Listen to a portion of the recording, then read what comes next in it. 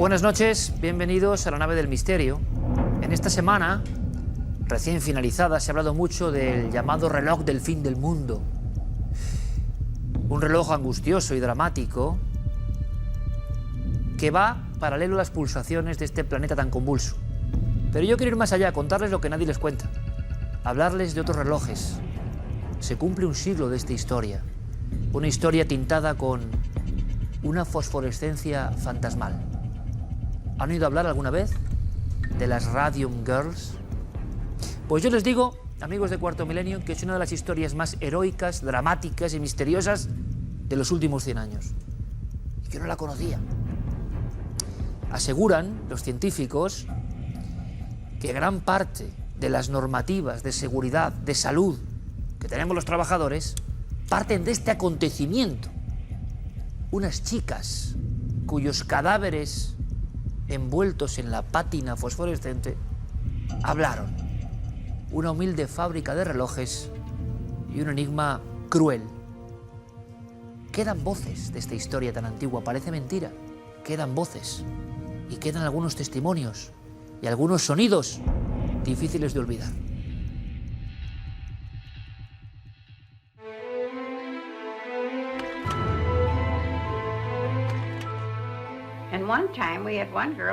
Una vez una de las chicas se pintó los dientes y dejó su boca abierta hasta que el radio se secó. Luego las tres entramos en una habitación oscura para hacer muecas. ¿Se podía hacer? No se distinguía a nadie. Tan solo se veía el radio. El radio en las cejas, bajo la nariz, en los dientes. Comencé a trabajar en la fábrica con 15 años y estuve hasta los 16. Solo trabajé allí 13 meses, pero he tenido este problema desde entonces. Este reloj fue fabricado en 1927 y una vez me planteé si todavía emitiría radiación. Así que cogí mi contador Geiger y cuando lo comprobé no podía creerlo. Después de todos estos años, 57 concretamente, como pueden ver, aún despide radiación. No podía creerlo. Esta es exactamente la misma esfera. Y aquellas mujeres murieron fabricándolas. Relojes como este probablemente estén ahora mismo por todo el territorio de Estados Unidos.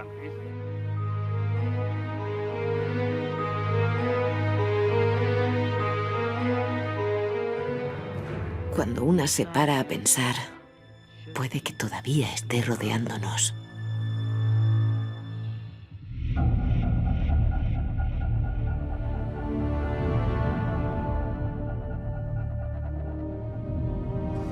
Ahora me he fijado en este pequeño fragmento de voces y de historias que nuestro equipo de documentación ha rescatado del tiempo.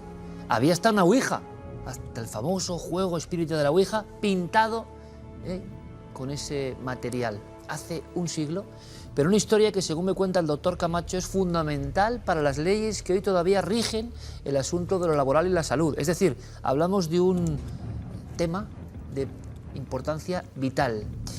Y como no, el doctor Camacho, que nos está acostumbrando, o mal acostumbrando, no lo sé, a historias increíbles, fascinantes, científicas, que desconocíamos. Yo el primero. Y esta es difícil de superar, se lo aseguro. Él nos lo va a contar mejor que nadie. Doctor Camacho, como siempre, bienvenido. Hola, buenas noches. Tomás, una historia de unos relojes, aparentemente inocente, de unas sustancias nuevas, pero que ya tenían un recorrido largo y hasta la propia descubridora, que todos vamos ahora mismo a imaginar y casi a ver en la mente, ya había sufrido por esta sustancia luminosa, aparentemente lúdica, pero que tenía un peligro. Sí, bueno, la historia realmente empieza cuando Marie Curie descubre a principio en los primeros años del siglo XIX, a través de una roca, la Blechblenda, que tiene mucho uranio, descubre dos nuevos elementos químicos, el radio y el polonio. El radio en ese momento era fundamental, pero el problema es que al principio desconocían los efectos secundarios. La propia Marie Curie moriría de anemia plástica provocada por no protegerse Incluso hoy día los cuadernos con los que trabajaba no pueden tocarse si no es con protección adecuada. Hoy, doctor, los cuadernos de la gran científica, quizá la científica más conocida de todos los tiempos, siguen con esa pátina misteriosa y nociva del radio. Bueno, el radio tiene un periodo de semidesintegración de 1600 años. Estas niñas de las que vamos a hablar, estas chicas que eran todas muy jóvenes, realmente sus tumbas siguen emitiendo radiación y de forma muy intensa. Es un caso muy importante. Vamos a imaginarnos y a ver esas chicas. ¿Quiénes son? ¿Dónde empieza todo esto hace un siglo prácticamente, doctor? Bueno, la historia empieza poco después, 10 años después del descubrimiento del radio por Marie Curie. Un inventor norteamericano, William Hammer, tiene una buena idea y descubre que al mezclar radio con sulfuro de zinc emite fosforescencia. Y se le ocurre una buena idea, dice, esto es buenísimo para los diales de los relojes, para un pomo de una puerta, para las armas, el punto de mira de una arma. El ejército, creo, doctor, que enseguida ve unas posibilidades para el material nocturno impresionante. Sí, sí, ese fue principalmente su mayor cliente. Entonces se crea una empresa que se llama Radium Corporation, y esta empresa fabricaba un producto que se llamaba Undark, que era la marca comercial, y era muy simple la forma como trabajaban. Estas chicas simplemente con un pincel muy fino, de unas cerdas de pelo de caballo, tenían que impregnarlo en radio y pintar el dial. El problema es que a ellas le pagaban por número de diales. Entonces la empresa, a sabiendas de que el radio ya estaba causando problemas, les aconsejaba afilar las cerdas con los labios. Poco a poco, como dicen en el vídeo, se iban impregnando y emitían, al llegar la noche, emitían fosforescencia. La empresa les decía que era absolutamente inocuo y ellas, al contrario, era una diversión. Muchas veces incluso se pintaban... mortal, doctor. Sí, sí, se pintaban incluso las uñas, los labios y emitían fosforescencia. Hay que tener en cuenta que en esta época estas chicas ganaban el triple de una trabajadora normal, y pertenecer a esta empresa era muy importante. Entonces tenía unas connotaciones sociales muy importantes y empezaron a trabajar. Eran chicas todas muy jóvenes, 17, 18 años, y al principio todo iba muy bien hasta que 2 años, 3 años después empezó a haber una enorme mortalidad. Hay que aclarar que llegaron a trabajar 4.000 mujeres en 2 fábricas en concreto. Esto no es ningún montaje, esto no es ninguna especie de fake o de collage, estos son estas Radium Girls que se dan cuenta de que esa sustancia empieza a ser muy peligrosa. ¿Qué estamos viendo, doctor? El radium tiene una característica. El radium emite radiación alfa. ¿Qué significa? Que con un papel de fumar prácticamente la paramos. Entonces alguien se podrá preguntarse, bueno, pero no pasa nada, entonces si estaban impregnando y pintando el dial no pasa nada. El problema es que tenían ingestión. Entonces el radio, una vez que se ingiere, el 80% se elimina por las heces, pero ese 20% obviamente pasa a sangre. Y el radio tiene una característica, es similar al calcio, y obviamente el calcio se va al hueso. El primer sitio, si uno está chupándolo, el primer sitio, el hueso más cercano, es la mandíbula. Esto originó muchas controversias porque los médicos estaban muy desconcertados y realmente los que se dieron cuenta de que había un problema eran los dentistas. Llegaban a su consulta chicas con literalmente la mandíbula destrozada, con necrosis. Hemos visto alguna imagen de perfil, incluso, doctor, que las hay. Cuando tú las enviabas, yo me quedaba sin palabras. O sea, esto parece una auténtica deformación, que sí, tipo hombre elefante, no lo sé. Y entonces muchas chicas, además jovencísimas, muchas de ellas muy bellas, se encuentran con esta situación y ahí empieza la pelea, doctor, me da la impresión, ¿no? Sí, personas a favor de ellas y quieren defenderlas. Y nos vamos a encontrar aquí la luz y la sombra, como siempre, hasta en el ámbito médico, como cualquier ámbito, ¿no? Sí, y personas que quieren incluso separar ese problema que puede ser dañino para la empresa y mentir. Sí, sin ninguna duda. Este es un ejemplo de la condición humana. Este ejemplo muestra lo mejor y lo peor. La empresa obviamente mintió, en todos momentos usó mucho poder para influir con informes falsos. Bueno, las chicas sufrieron la ignominia de acusarlas de padecer sífilis, con las connotaciones tremendamente negativas que significaba que una niña de 19 años tuviese en su certificado de defunción una enfermedad de transmisión sexual. Yo creo, doctor, que a ti te da incluso rabia exhumar este material, ver los documentos y ver cómo personas que os debéis a la ciencia, a la salud, a curar, fueron capaces, con todo el cinismo, de antes de tener un problema con la empresa o recibiendo quién sabe si dinero, firmar que realmente eran cuestiones que no tenían que ver con el radio. Todo empezó, la idea brillante fue un dentista de Nueva York que fue el que recibió a varias chicas y se dio cuenta de que todas venían del mismo sitio, trabajaban en la fábrica, y hizo algo que hoy resulta increíble. Una de las chicas vino con unas lesiones horrorosas. Es que la descripción, tal como figura en la historia clínica, es horrorosa. Infección, la boca era absolutamente purulenta, sangrante, y la mandíbula, cuando hizo una placa, estaba absolutamente necrosada. En plena consulta tiene una hemorragia y él, en un momento determinado, coge la mandíbula y se fractura totalmente. Y en un momento determinado el tejido todo era friable y sale media mandíbula. Madre mía. Él tiene la precaución, intuye algo y no tira esos restos óseos y tiene una intuición. Él obviamente tenía piezas dentarias de otros pacientes, envuelve con unas placas fotográficas unos dientes de otros pacientes y envuelve con esas mismas placas fotográficas estos restos. Los guarda en un cajón. Y al cabo de unos días, el paciente que no estaba expuesto a radio, nada, sigue la placa exactamente igual, y el otro, el de esta chica, estaba absolutamente velado, estaba emitiendo radiación. Por eso, en ese momento, un médico muy importante del estado de Illinois, que era el que estaba llevando todos los casos médicos en contra de la empresa y recibiendo muchísimas presiones, y un abogado, que fue el único que tuvo el suficiente coraje de defenderlas, después de 2 años de estar buscando un abogado, decidieron exhumar uno de los cadáveres, porque tenían que hacer una prueba, que era medir la radioactividad, y obviamente eso necesitaban hueso, bastante proporción de hueso. ¿Y qué pasó, doctor? ¿Se suma los cadáveres? Se suma un cadáver, en ese momento, después de un litigio muy importante, es un caso muy significativo, se llamaba Amelia Maggi. Es uno de los casos en que el certificado de defunción figuraba sífilis, y cuando están ahí consiguen que vengan 13 forenses del estado de Nueva York, era un caso muy importante. Cuando están exhumando el cadáver, ya nada más ver alrededor en el momento que se retira el ataúd, la tierra que está circundando, ven que emite fosforescencia, y el cadáver, que había sido enterrado 5 años antes, prácticamente estaba incorrupto y emitiendo fosforescencia. Madre mía. Se extraen los huesos.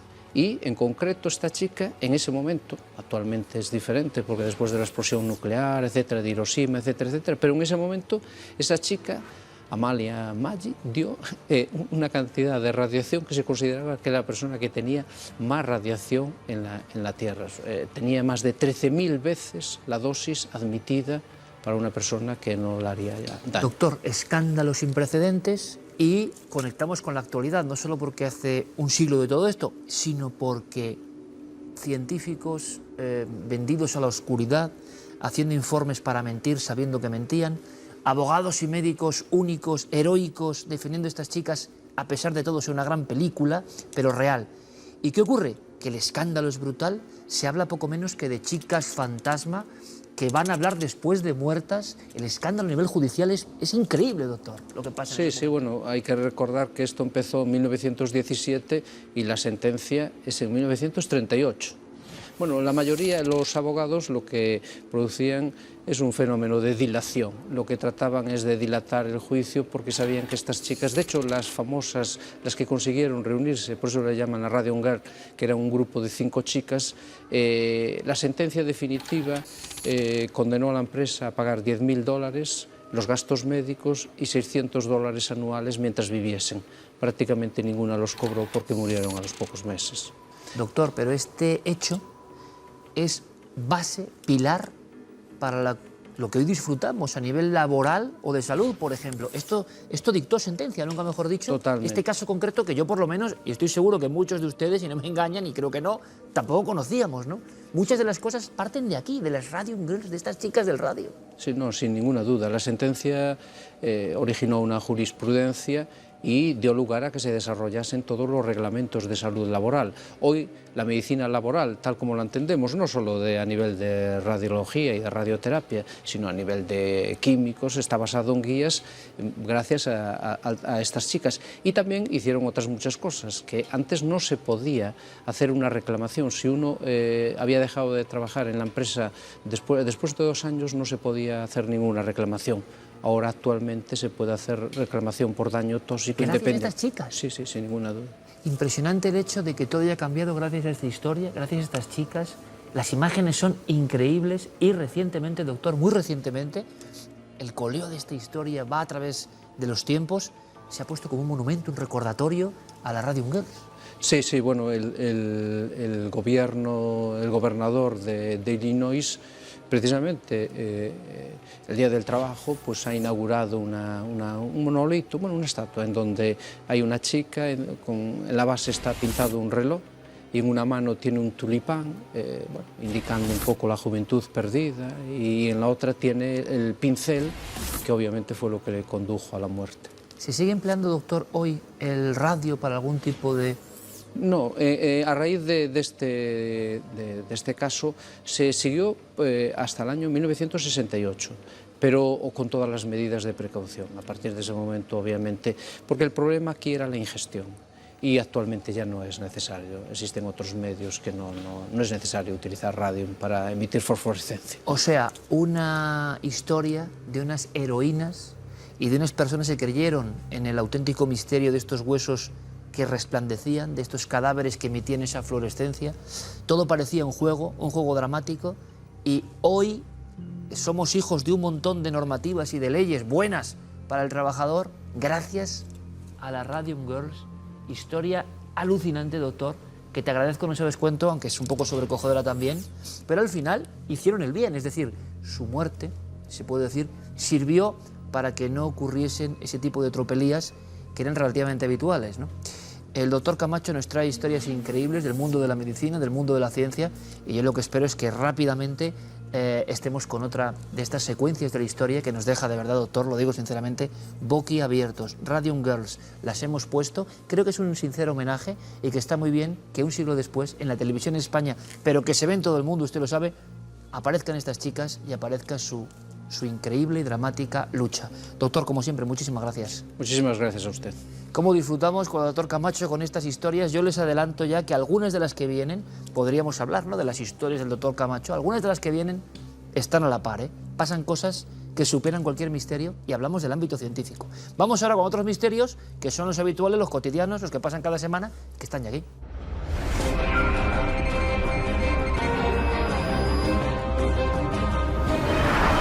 Comenzamos el informativo milenario con un estudio sobre una manada de simios de Senegal que desvela una sangrienta lucha por el poder a lo largo de varios años. Todo comenzó hace 13 cuando Fuduk, un chimpancé que tuvo el estatus de macho alfa dentro de la comunidad, fue expulsado de ella. Durante 5 años tuvo que vivir apartado hasta que, pasado ese tiempo, intentó integrarse de nuevo, tratando de sumarse paulatinamente a las actividades del grupo, pero nunca logró que lo aceptaran. Hasta que una noche los primatólogos encontraron el cadáver del chimpancé con muestras de violencia extrema, desgarros en el cuello y extremidades que le hicieron desangrarse. Después grabaron cómo el clan interactuaba con el cuerpo del que fue su tirano jefe y observaron cómo lo olfatean, lo tocan, lo golpean e incluso le muerden. Pero lo que no se esperaban es que la madre del nuevo macho alfa comenzara a comérselo. Y vamos con unas grabaciones de los supervivientes del Holocausto que han sido descubiertas 70 años después. Se trata de los conocidos como cantos de Henonville, voces que recogió un profesor de psicología tras entrevistar a 130 personas en un campamento de desplazados en Francia. Ahora esas canciones han sido descubiertas dentro de un contenedor mal etiquetado en el centro Cummings de la Universidad de Akron. Según los especialistas, se trata de canciones interpretadas en alemán y judío que el profesor Broder realizó para estudiar el impacto del trauma agudo en las personas que habían sobrevivido a las atrocidades nazis.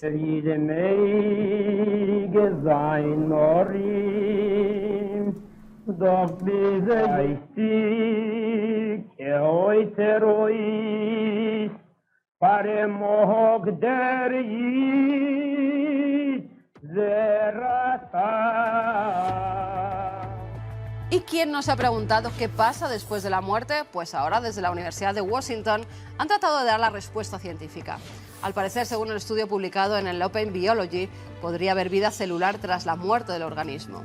Los investigadores creen que los procesos de expresión y transcripción genética podrían seguir ocurriendo durante horas o días tras la muerte del organismo. Es posible que algunas células permanezcan vivas y traten incluso de repararse, específicamente las células madre. Y acabamos en Pompeya, donde después de 12 años de restauración se ha abierto la Casa de los Betti, una de las más famosas y ricas que fascinó, entre otros, a Picasso. Además, se podrá visitar la Domus de los Castos Amantes, que fue llamada así por un fresco en la pared de un comedor donde aparece un hombre y una mujer que se besan recostados sobre un lecho durante un banquete. Era una casa especialmente grande, pues contaba con numerosas habitaciones y una panadería industrial. Aquí se encontraron petrificados los esqueletos de una mula y 6 burros que se utilizaban para hacer girar las 4 piedras de molino para producir harina en la panadería, además de distribuir el pan dentro y fuera de la ciudad.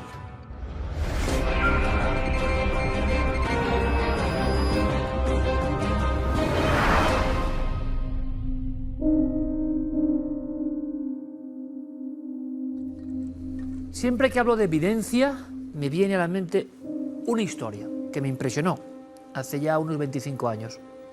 La conocí y creo que ejemplifica perfectamente el peligro del asunto de los videntes y sus supuestos poderes, que vuelven a la actualidad porque ha habido polémicas, estafas. ¿Es todo estafa, por cierto? Yo creo en la evidencia, pero no creo tanto en los videntes. Déjeme que le explique. Hacia 1988, una persona adinerada, con un puesto importante en una empresa médica, con mente científica, iba una vez más a la consulta de su vidente. Esos videntes que, como vemos, siguen teniendo de carne y hueso, o de cartón o de plástico, esa apariencia un poco circense, un poco ritualística y un poco de otro tiempo. Pero ese aire retro parece que impresiona a la persona que se pone en sus manos, y de verdad que se pone en sus manos porque confían ciegamente. El poder del cerebro y de la fe está ahí en acción. Este hombre se quedó mirando muy fijamente a esa vidente, que le imaginamos casi con turbante o pañuelo de cíngara, su bola, porque le dijo, sin temblarle la voz, usted va a morir atropellado. Y aquel hombre, lo confesó a su familia, a sus allegados, vivió en un infierno permanente, de angustia, de miedo, de paranoia. Uno se imagina a un individuo con su carrera, con su doctorado, agobiado por las palabras de una persona con una bola de cristal y una pequeña mesita. Al acabar aquel año, esta persona, este importante empresario del sector médico, cruzaba un paso de cebra grande que hay en pleno centro de Madrid, entre las calles Juan Bravo y Príncipe de Vergara. Y entonces le atropellan y muere. Cuando se hizo el atestado y se pudo investigar, la persona confesó algo, el conductor que iba en el vehículo, asombroso. Cuando ya todos habían pasado, el importante empresario se quedó paralizado en mitad del paso de cebra, y no solo eso, sino que prácticamente se arrojó debajo de las ruedas del coche. Fue casi un suicidio. ¿La vidente había adivinado su futuro? Créanme que no. Yo por lo menos no lo creo. Había metido un chip de angustia, de maldición, de presión sobre esa persona, y al final esta había motivado con irracionalidad la muerte. Pero es el ejemplo perfecto, ¿no creen?, de hasta qué punto alguien que se confiere ciertos poderes puede manipular el cerebro de otra persona, y si alguien tiene pocos escrúpulos, conducirlo incluso a la muerte. Dicho esto, ¿hay videntes buenos? ¿Son videntes buenos los que pasan consulta permanentemente? ¿Se puede tener el poder de la evidencia 24 horas al día? ¿Es lícito cobrar o no cobrar? ¿Cómo se distingue un vidente bueno de un vidente malo? Me lo han preguntado miles de veces y, como siempre, no sé qué responder. Vamos a ahondar un poco en esta materia, porque vuelve a las páginas de los periódicos, a las televisiones. ¿Estafas? ¿Son solo estafas? ¿O queda todavía algún vidente genuino? En la mesa, posturas encontradas. ¿Pero qué ha pasado últimamente en España? Cada consulta que viene, la persona tiene que salir con un ritual. Un cliente Tú no estudias en la consulta, si tú ya le pides el ritual y la persona te lo da al momento, dices, a este le puedo sacar partido. O intentas convencer. Que ha funcionado algo. Es la manera de jugar con una persona y eso no hay derecho. La detención hace solo unas semanas de una conocida vidente como responsable de una presunta estafa de hasta 300.000 euros ha vuelto a poner sobre la mesa el suculento negocio que esconderían algunos servicios profesionales de adivinación en nuestro país. En esta ocasión, la víctima ha sido una mujer de 77 años con trastorno de personalidad. En su declaración policial, explicó con detalle cómo la vidente, ahora imputada, le garantizó que sus problemas se resolverían al enterrar en territorio israelí un muñeco adquirido en Brasil. No es la primera vez que la Unidad de Delitos Económicos de la Policía Nacional tiene que enfrentarse a un caso similar. Según las últimas estimaciones, la videncia da trabajo a unas 100.000 personas y podría mover alrededor de 3.000 millones de euros al año tan solo en nuestro país. Una cantidad desorbitada y muy difícil de cuantificar con precisión que tendría como origen, en su mayor parte, la lectura del tarot a través de líneas de tarificación especial. Se estima que los gabinetes más exitosos podrían conseguir más de 13.000 euros en una sola jornada. En España existe incluso una emisora de radio consagrada a recibir consultas telefónicas de sus oyentes durante 24 horas al día. Algunas investigaciones apuntan a que su facturación anual alcanzaría varios cientos de miles de euros. El consumo de estos servicios se ha incrementado notablemente desde 2012, coincidiendo con el comienzo de la crisis. En la actualidad, la situación ha llegado a niveles nunca antes vistos, y los psicólogos han comenzado a diagnosticar clínicamente numerosos casos de adicción comportamental a este tipo de servicios. Los negocios, el amor, la familia, cualquier ámbito es susceptible de pasar por uno de los miles de gabinetes de evidencia que existen en nuestro país y que facturan por segundo a cambio de ofrecer un sucedáneo de esperanza. Quienes allí trabajan conocen bien los resortes para enganchar a sus interlocutores, que en ocasiones están dispuestos a pagar cientos de euros por una sesión o algún tipo de ritual. Mientras una parte de la sociedad no duda en mirar con recelo al sector de la videncia, identificándolo como un ámbito profesional lleno de sombras y poco reglado, otros defienden los resultados de una disciplina, la de las mancias, cuyo origen se remonta muchos siglos atrás. La historia de la adivinación nunca ha estado exenta de impostores. Pero ¿qué se esconde realmente detrás de su práctica profesional? ¿Es posible ver el futuro a distancia y sin contacto alguno con quien realiza la consulta? Y sobre todo, ¿es honesto utilizar este supuesto don en horario de oficina y previo paso por caja?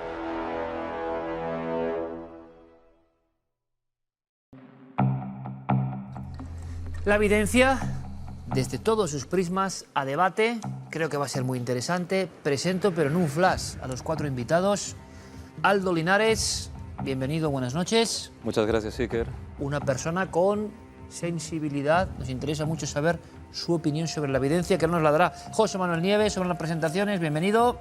Hola, Iker, ¿qué tal? Maestro Enrique de Vicente.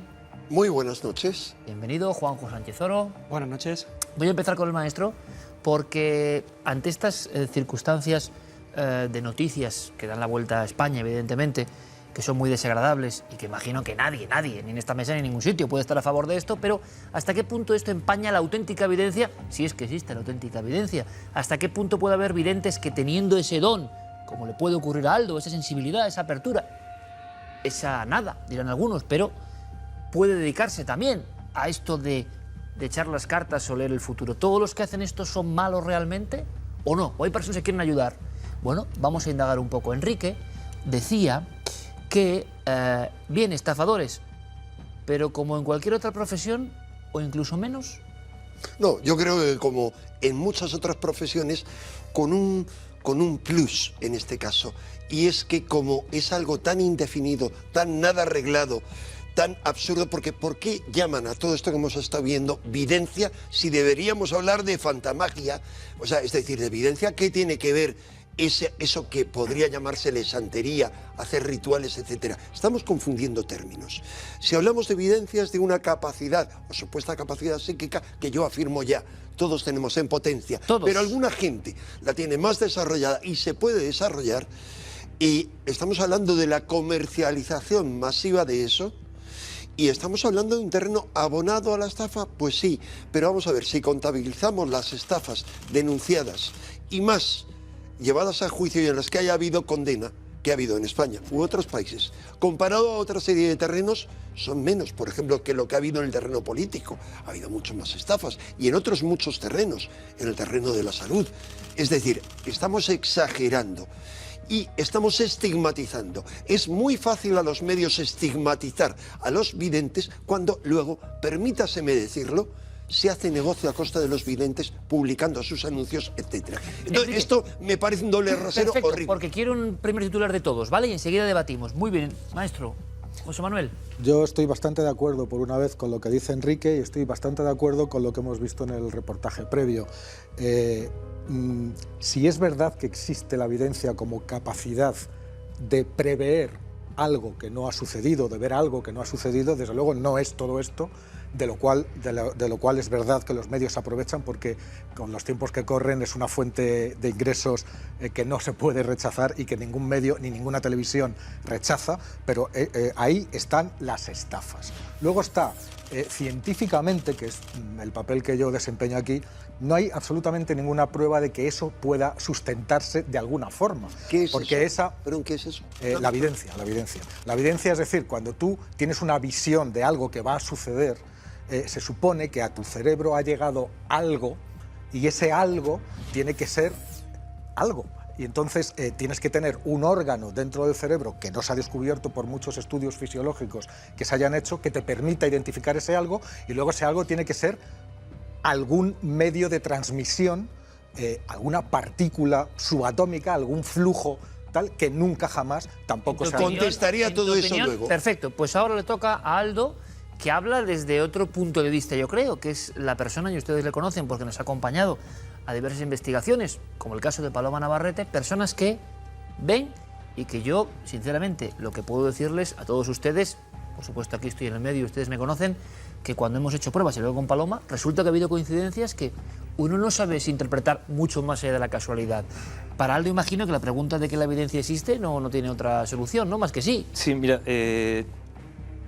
la primera sensación que he tenido al ver el vídeo es de un enfado tremendo, porque lo comentábamos hace un rato, yo creo que existen los espíritus, pero si existen los malos espíritus son todos estos sinvergüenzas, todos estos. Estoy de acuerdo con Enrique que se ha estigmatizado muchas cosas y estoy de acuerdo con José Manuel respecto a que es necesario que haya unas pruebas y un avance. Pero creo que los cuatro estaremos de acuerdo que la mayor parte de esos sinvergüenzas no se van a prestar nunca, primero a un análisis, nunca a un rigor que es necesario tener justamente para que esto llegue a tener una explicación que para todos sea natural y no va a ser menos mágica ni interesante. Y sobre todo me molesta mucho porque toda esta gente está jugando con algo mucho más importante que es con la sensibilidad de la gente. Y eso es imperdonable, imperdonable. Por tanto, tú eres muy crítico, ¿no? Por tanto, eres muy crítico, pero crees que sí que hay evidencia. Creo que es posible adivinar el futuro. Incluso alguna de estas personas, te lanzo ahí el órdago, muy brevemente, por favor, Aldo, ya te debatimos. Alguna de estas personas que a veces quizás se han refugiado en estas prácticas porque es la única forma o han creído y tienen de verdad ese don, ¿puede haber personas que acierten y que sean videntes profesionales? A título personal te voy a decir una cosa, Iker. Yo creo que se puede acceder a determinados puntos, pero particularmente no creo que haya un futuro que esté dicho al que se pueda acceder, porque eso anula nuestro libre albedrío, nuestra propia disposición de descubrir nuestro día a día y de luchar por lo que somos día a día. Nos anula como seres humanos, como seres racionales. Y luego, dedicarse a ello, yo trabajo en una oficina, tengo mi trabajo, tengo mis obligaciones como ser humano y no entiendo, no creo que exista un telespíritu, dígame, al que 24 horas al día puedas acceder. Bueno, muy crítico, Totalmente Aldo, de acuerdo. muy interesante. Juanjo Sánchez Oro, por favor, tú decías, sin embargo, dentro de tu mente analítica como historiador y como historiador de estos temas también, de alguna forma, que a ti sí te interesa el estudio de la evidencia. ¿Eso no lo descartarías? Hombre, a ver, como un sujeto interesante para aprender. Yo no pierdo la esperanza en que ojalá existiera la evidencia. Sí que yo no creo, porque además creo que está suficientemente demostrado, no creo en los videntes que tienen horario de oficina, eso de que realmente tienen esa habilidad. Yo lanzo la pregunta de si algunos, que somos muy críticos todos, está claro, ¿Y si alguno es cierto? Claro. ¿En qué se basaría eso? La cuestión está en que yo, por ejemplo, mira, sin ir más lejos, yo he echado las cartas. Yo he echado las cartas. Vaya. Y he hecho experimentos de echar las cartas sin cartas, a través de, por ejemplo, de chats esotéricos, donde se ponía en contacto conmigo gente anónima, es muy habitual en los chats esotéricos, y te preguntan que si tú echas las cartas. Yo recreaba toda la situación sin cartas ni Pero nada. lo hacías como experimento sociológico. Como experimento, y al final les decía que había sido un experimento. Ya. Y evidentemente la gran mayoría conseguía captar información, encima teniendo en cuenta que el chat es un medio en el que no tienes lenguaje no verbal, tienes una serie de limitaciones que en el cara a cara es más fácil. Es mucho más extraer. crudo, quizá, Claro. ¿no? Hacerlo así a través de Internet. Y te puedo asegurar que la gran mayoría de la gente perfectamente le adivinaba cosas. Yo luego le revelaba que efectivamente esto era lo que era y no había ningún problema. También te digo que, por ejemplo, veo una cuestión muy chocante. Cuando yo he tratado con videntes, y he tratado con videntes anónimos, de estos que se supone que no cobran y que por lo tanto parece como que son más auténticos, y grandes videntes que manejan miles de espectadores, por ejemplo, lo que me doy cuenta es que, por ejemplo, tienen una falsa impresión de la capacidad que tienen para acertar. Es decir, todo el mundo te dice, yo acierto el 90, el 95%. Cuando te pones delante de ellos, controlas lo que dices, tu lenguaje, no superan el azar. Entonces, creo que hay una falsa... ¿De acuerdo? Creo que hay una falsa No, impresión. en absoluto. Vamos a ver. A mí me parece muy interesante todo lo que ha dicho Juanjo Sánchez Doro, por supuesto, el resto de los compañeros también. Suele pasar con Juanjo Sánchez Con Doro, matices que luego, en cuanto a cosas que planteaba Nieves, pero vamos a ver, es muy interesante el experimento ese que has hecho tú. Yo he hecho otros similares, pero sobre todo en los años 80 yo hice un experimento largo, y era irme a consultar metódicamente a toda una serie de videntes bien seleccionados, a buena parte de los cuales no conocía y no me conocían. Yo entonces no era un rostro conocido, en todo caso por radio y tal, pero no era normal que me conocieran. Ahora sería imposible. Y, por supuesto, después de cuarto milenio, o sea, es como un antes y un después. Imposible, ahora no lo puedo. Ya no podrías hacer investigación, o sea, que Entonces, imagínate. la cuestión es que yo iba y tomaba nota y a veces grababa cuando me permitía, grababan todo. La mayoría de los videntes lo que parecen hacer es lo que llamaría el padre González Quevedo telepatía sobre el inconsciente excitado en parapsicología, percepción extrasensorial, en la cual de alguna manera conectan con tu psiquismo o con tu campo energético y leen tu pasado, tu presente, con detalles de mi pasado que yo ni sabía prácticamente. Eso te ha pasado, Tuve que investigar. como sabemos de muchas Perdón, personas que más, llegan vamos a y ver, les permíteme aciertan terminar, cosas. Perdón, Nieves. Y mis expectativas de futuro. ¿Qué significa? Que, por ejemplo, acertaron con cosas que eran posibles, como que yo iba a dirigir una revista con éxito. Bueno, acabé dirigiéndola tras muchos proyectos, no era aprobativo. Pero que iba a escribir una serie de libros, pero sobre todo un libro, y además me decían el tema, con éxito, cosa que no ocurrió nunca, pero era mi proyecto. O sea, yo tenía el proyecto de un libro que hubiera sido un éxito arrollador en los años 80, pero yo era tan vago y tan desordenado que nunca lo hice. Lo fascinante es que a medida que yo iba visitando videntes, eso se iba incrementando. Es decir, los videntes iban leyendo de alguna manera en mi inconsciente todas las creencias que me habían sembrado. Perdona, todo eso que tú cuentas, yo lo he tenido, y lo he tenido en casa. Mi madre. O sea, mi madre me leía los pensamientos, sabía, por ahí no, porque te va a pasar no sé qué, y luego, boom, pas, te pasaba. Y sabías... ¿No será que las madres tienen evidencia real Pero vamos también? a ver, las madres... Pero todo el mundo... No, pero no es percepción extrasensorial, es conocer. Es decir, lo que hacen muchos videntes, primero, mucha de la información que ellos luego te sueltan, se la estás dando tú, de mil maneras. Yo no les daba esa información. Bueno, o crees que no se lo dabas, porque tú no puedes controlar tu lenguaje no verbal. Pero es que otra prueba de evidencia te la voy a dar en cualquiera que se haya sometido a una entrevista de trabajo con un seleccionador de puestos de empleo que hace la típica entrevista para ver si vales o no vales, te está mirando, te está estudiando, está utilizando contigo lo mismo que hace un vidente para intentar adivinar si le vas a servir, si no le vas a servir, si eres honesto, si no eres honesto, si vas a dar la talla, si no vas a dar... En fin, te está calibrando. Y en esas 20 minutos o en esa media hora que dura la entrevista, te coge o te descarta.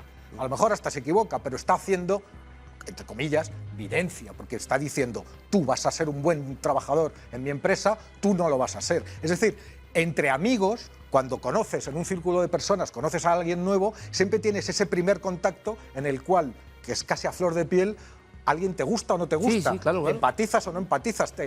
¿Sientes que vas a poder llegar a algo más en la relación con esa persona o no? Es decir, continuamente nuestra vida está lleno de eso. ¿Pero por qué? Pero porque estás hablando al azar. tenemos sentidos, estás tenemos hablando en un teoría. cerebro, somos capaces de observar, recibimos cantidad de información y las personas que se dedican a eso seguramente tienen la capacidad Sin duda, de ser muy observadores. Los buenos sí, sin duda. Me permito matizar una cosa. Un momentito. Vale, Aldo, luego para escuchar a alguien que está desde dentro. al grano.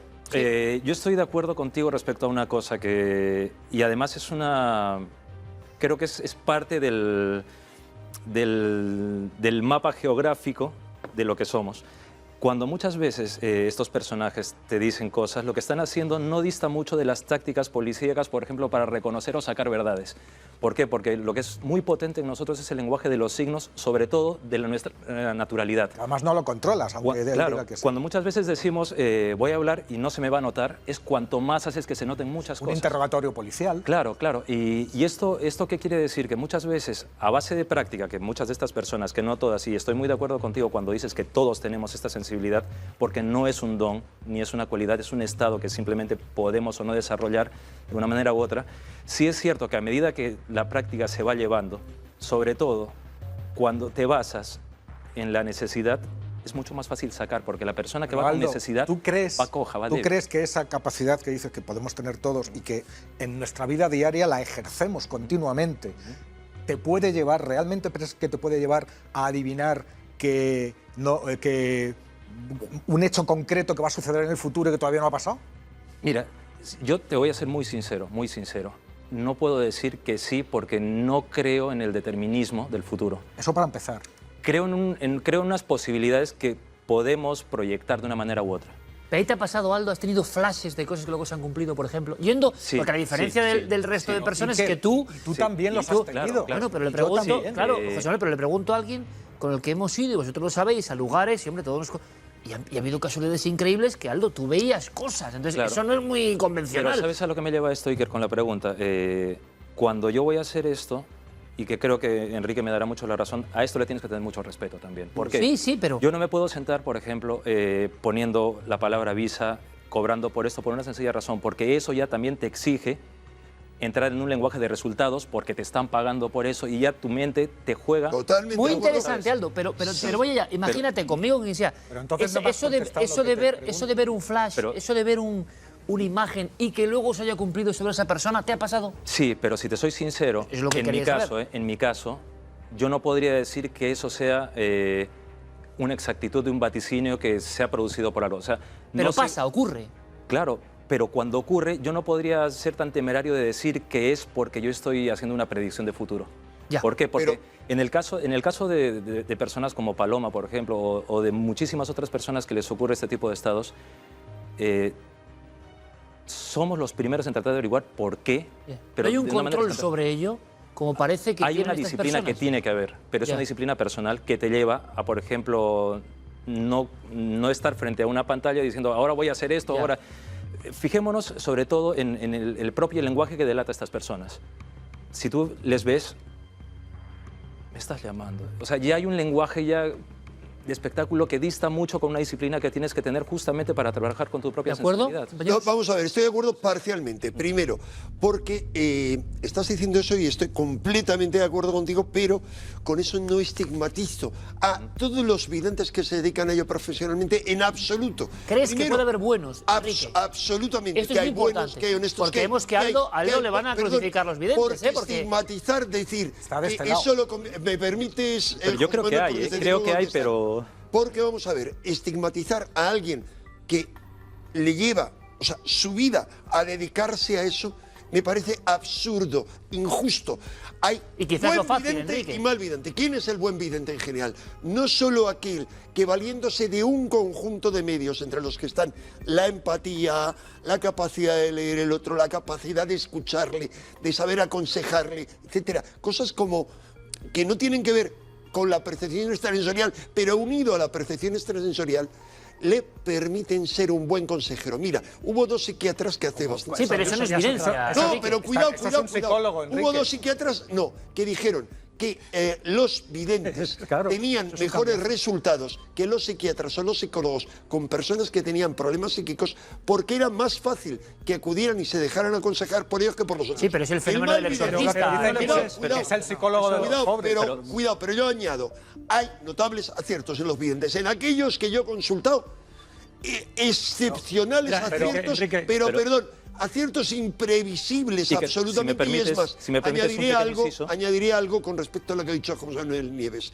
Mi mujer, que es psicóloga y ha sido en el pasado, antes de dedicarse a la psicoterapia, directora de personal o jefa de recursos humanos en pequeñas empresas, y tiene mucho arte en entrevistar con la gente, diferencia claramente eso de algunos videntes que en su momento, por curiosidad, visitó, que te acertaron y que de una curiosamente algunos de ellos le describieron, o sea, con quién se iba a casar, y tardó en casarse yo más, yo tenía 42 años, pero le describieron periodista, una biblioteca inmensa, y dijo, qué bien, que a mí me gustan los libros. Cuidado, con otros detalles más concretos que eran imprevisibles. Bien. Juanjo y luego Aldo. Yo, a ver, es que, claro, yo, Enrique, creo que ahí nos das un poco el cambiazo, porque eso de decir, claro, nos estás diciendo por un lado, no, bueno, es que al fin son buenos consejeros, no, vamos a ver. Son ambas cosas. Si no hablamos de pero eso, no es lo mismo. hablamos de no, ver pero el es que, futuro. no, pero es que además es lo que te digo. El un futuro es psicólogo muy lo que ellos difícil comparable. verlo, por lo que ha dicho Aldo. Ver el futuro significa que está el futuro determinado. No creo en ello. Tú me estás diciendo que hay videntes profesionales que son buenos. No, pero creo un plan de vida, creo en la posibilidad. Mira, Enrique, está diciendo ya que Enrique, tú dices que hay videntes profesionales que son buenos. Yo te lo admito, pero deberían demostrarlo. Hoy en día, para que te despachen pan... Que son buenos porque te ayudan. No, bueno, porque tú vas con un aparte de problema eso. y te sales No, aliviado. pero porque aciertan cosas imposibles. Hoy en día, para que te despachen pan, el que te despacha pan, por lo menos se le tiene que pedir el carnet de manipulador de alimentos. Aquí hay personas que te cobran y no han demostrado nada. Es más, tú dices, es igual que un psicólogo, no, perdona, un psicólogo tiene un colegio, bueno, pero ofrece un servicio parecido. Un psicólogo tiene una responsabilidad que si se equivoca, tú puedes ir contra él, tiene negligencia, tiene un colegio de psicólogos. Cuidado, aquí no hay nada de eso. Psicoterapeutas, hay una mayoría que no están colegiados. Bueno, pues eso es otro tema también muy interesante. Pero encima, entre los propios videntes, a mí me hace mucha gracia porque siempre hablan de, no, yo soy el bueno, los demás son los malos. Eso ocurre siempre, ¿eh? Pero porque hay rivalidad, y cuando yo les pregunto, comercial, y cuando yo he preguntado a videntes muy buenas, sobre todo a videntes muy reconocidas, que por qué no denuncian y opinan en privado mal de los otros videntes, son como entre bomberos que no se pisan la manguera, no quieren saber nada. Ni los Entonces, médicos. el propio gremio no hace nada por denunciar, encima, en cierta medida es cómplice de lo que está pasando. Lo han hecho. Y ha habido un montón de intentos de colegiación. Y el problema que hay es que ahí hace falta a alguien, un nivel o una autoridad por encima, que ponga orden en ese sector. La clave la ha dado Aldo. Hay La clave la ha dado Aldo. Se aprovechan de una debilidad de un sector de la sociedad, y más en una época de crisis, de un sentimiento de no sé cómo va a ser el futuro, de no sé cómo Es sorprendente, de todas maneras, que eso ocurra y sigue ocurriendo pero es humano, de una manera millonaria. Estamos hablando de tontos. No estamos hablando de tontos cuando han acudido a videntes los presidentes y primeros ministros de los países más racionalistas como Francia. El otro día dijo Rafael que había tenido a Severo. Pero hay un Nadie problema. ha consultado más videntes. Y algunos se llevaban comisión también por llevar a los clientes. Sarkozy, Charles de Gaulle y un larguísimo etcétera. En España lo mismo, en Alemania. Pero hay un problema con todo esto. ¿Son tontos? No, pero no, Enrique. Entonces son no tontos. estigmaticemos a cualquiera que consulta a un vidente. Yo creo que no es que sean tontos, pero hay una cosa, que más allá del conocimiento intelectual que tengamos, tenemos unos temblores emocionales que son inherentes a todos. Luego hay otra cosa, ¿por qué no? A mí lo que, desde luego, yo estoy de acuerdo contigo que tiene que haber algunos que sí, que estando, digamos, dentro de un mercado, pues pueden hacerlo, pero a mí me genera un problema, y es un problema de cuestión moral y ética. Porque, claro, regular a mucha gente que puede estar soltando al azar pequeños retratos robots de algunas personas, o en algunos casos, algunas cosas que pueden ser ciertas, eso tiene que tener una responsabilidad moral, porque estás hablando con gente que tiene problemas, que viene con necesidades, que está gastando un dinero, que está poniendo en ti una carencia emocional que tú vas a decir, bueno, se acabó tu hora, adiós. Y esa persona se va con ese problema. Entonces, yo no dudo que haya gente que lo tenga, pero sí dudo mucho de que esto vaya a tener un soporte moral lo suficientemente fuerte como para poder solventar a una persona una carencia. Y eso es lo que a mí me da mucho miedo, porque por este tipo de problemas, por este tipo de personas que sacan polvo para espantar a Belcebú y a los 7 diablos. Es un falso consuelo, claro. Claro, y el problema de esto es que lo único que haces es generar un placebo que va a destapar, o que va a tapar, mejor dicho, un problema mucho más grave. Pero Aldo, sinceramente, muchos estarán diciendo, bien, muy racional Aldo, muy bien, pero tú luego vas a un sitio y ves cosas que es imposible y que parecen... Lo podrían poner en la misma dimensión de realidad, ¿no? Igual, Es decir, perdone, Aldo, al igual que tú estás poniendo el mismo nivel con todo el al respeto, vidente pero serio del que practica la charlamagia, porque el hablar de los polvos de Belcebú no tiene que ver con la evidencia. Claro, es que eso es porque lo que está clarísimo, permitidme, es, Enrique, y tú lo sabes, lo cierto y verdad es que a veces pasan cosas, como este caso de un crimen, bueno, aparentemente resuelto por una visión, pero Ese es otro tema. Que desde el principio del tiempo, Enrique, desde el principio la humanidad siempre ha creído, desde Grecia, desde la prehistoria, en personas que eran capaces de no solo ver a los otros, vamos a llamarlo así, sino ver lo que estaba por venir, lo que iba a ocurrir. Y esos chamanes o esos videntes, o eso lo que fuera, vertebraban la vida de su pueblo durante generaciones. Y entonces algo ocurre, no y quiero no lo estoy que se diciendo. estigmatice. Por eso, al público, cuidado, si aquí todos estuvierais a favor, yo me pondría crítico, pero me parece injusto. Pero lo que tú estás diciendo, ¿sabes lo que es? Es que es muy fácil. Es tan sencillo como estáis contando, personas que adivinan cosas para que tú continúes y continúes yendo. Una cosa es... Y a lo mejor funciona de alguna manera. Una cosa es que sea verdad o que sea mentira, pero si me permites, de alguna manera es que cubren una necesidad. Sí, pero eso no queda muy superfluo, sinceramente. No, cubren una necesidad. Yo creo que hay algo más. Yo creo que ahora... una demanda. Pueden cubrir una necesidad de una demanda, pero tú vuelves, Aldo, si no te aciertan de verdad cosas concretas que te sorprenden y esa señora en Elda está lleno. Has dicho tú la mitad de las cosas. Pero hay un punto importante en todo esto y creo que no estoy metiendo a todos en el mismo saco, pero sí estoy siendo muy crítico con una rama que justamente sepulta a la otra. Creo... Pero tú has conocido a los otros también, entonces, te pregunto. Sí, pero los otros que son pocos. ¿Cómo los diferencias, Aldo? Primero... porque no ostentan, primero. Primeramente eso. Segundo, no necesitan toda esa folclorización para mostrar algo de una manera determinada. Tercero, tienen una disciplina. Cuarto, no van a abarcar más de lo que pueden porque no depende de ellos. Esta situación no depende de ti. Este estado de evidencia, por ejemplo... Que son flashes de evidencia, pero no de 0 a 8. No depende de ti. Por eso, por eso digo es que no existe el telespíritu, dígame. Estoy de acuerdo con eso, pero no olvidemos que el vidente no es sino una manifestación moderna parcial del chamanismo tradicional y el chamán tiene toda una parte de parafernalia, de teatro, teatralidad, de truco, de show. Pero Enrique, pero estarás de acuerdo conmigo. Estamos tratando de convertir al vidente en algo racional. No, pero Enrique, estarás de acuerdo conmigo. ¿Cómo que no? El chamán... Es que para ti Sherlock Holmes habría sido un vidente, porque tú le dabas una caja de cerillas y te desmontaba el crimen. Aprovecho eso que dices, ¿sabes? y hablemos de otro aspecto de la evidencia. Yo creo que Enrique tiene, cuando se refiere al chamanismo, hay una cosa importantísima. En el chamanismo y en estas cosas había una significación real dentro de ese metalenguaje de los colores y tal. Cuando tú ves... El show de algunos de estos, obviamente lo único que te estás dando cuenta es que es un mal folclore. Claro, te impactan visualmente. Hablamos del vidente, pero yo creo que, pero en el caso me despisto un poco porque hablamos del vidente como si fuera una especie de ovni o una aparición que es fugaz y ya no lo controlamos más. No, pero quiero decir, los videntes son personas de carne y hueso que se las puede poner a prueba y pueden demostrar sus capacidades. Sí. ¿No? Eso, no estamos hablando de una aparición. Y es más, te diría una cosa. Hay métodos para que lo puedan demostrar, que no son intrusivos ni nada por el estilo. La cuestión es la falta, yo creo, de voluntad para eso, para exigirles que lo demuestren por parte también de los clientes. O sea, que también yo creo que son muy poco exigentes.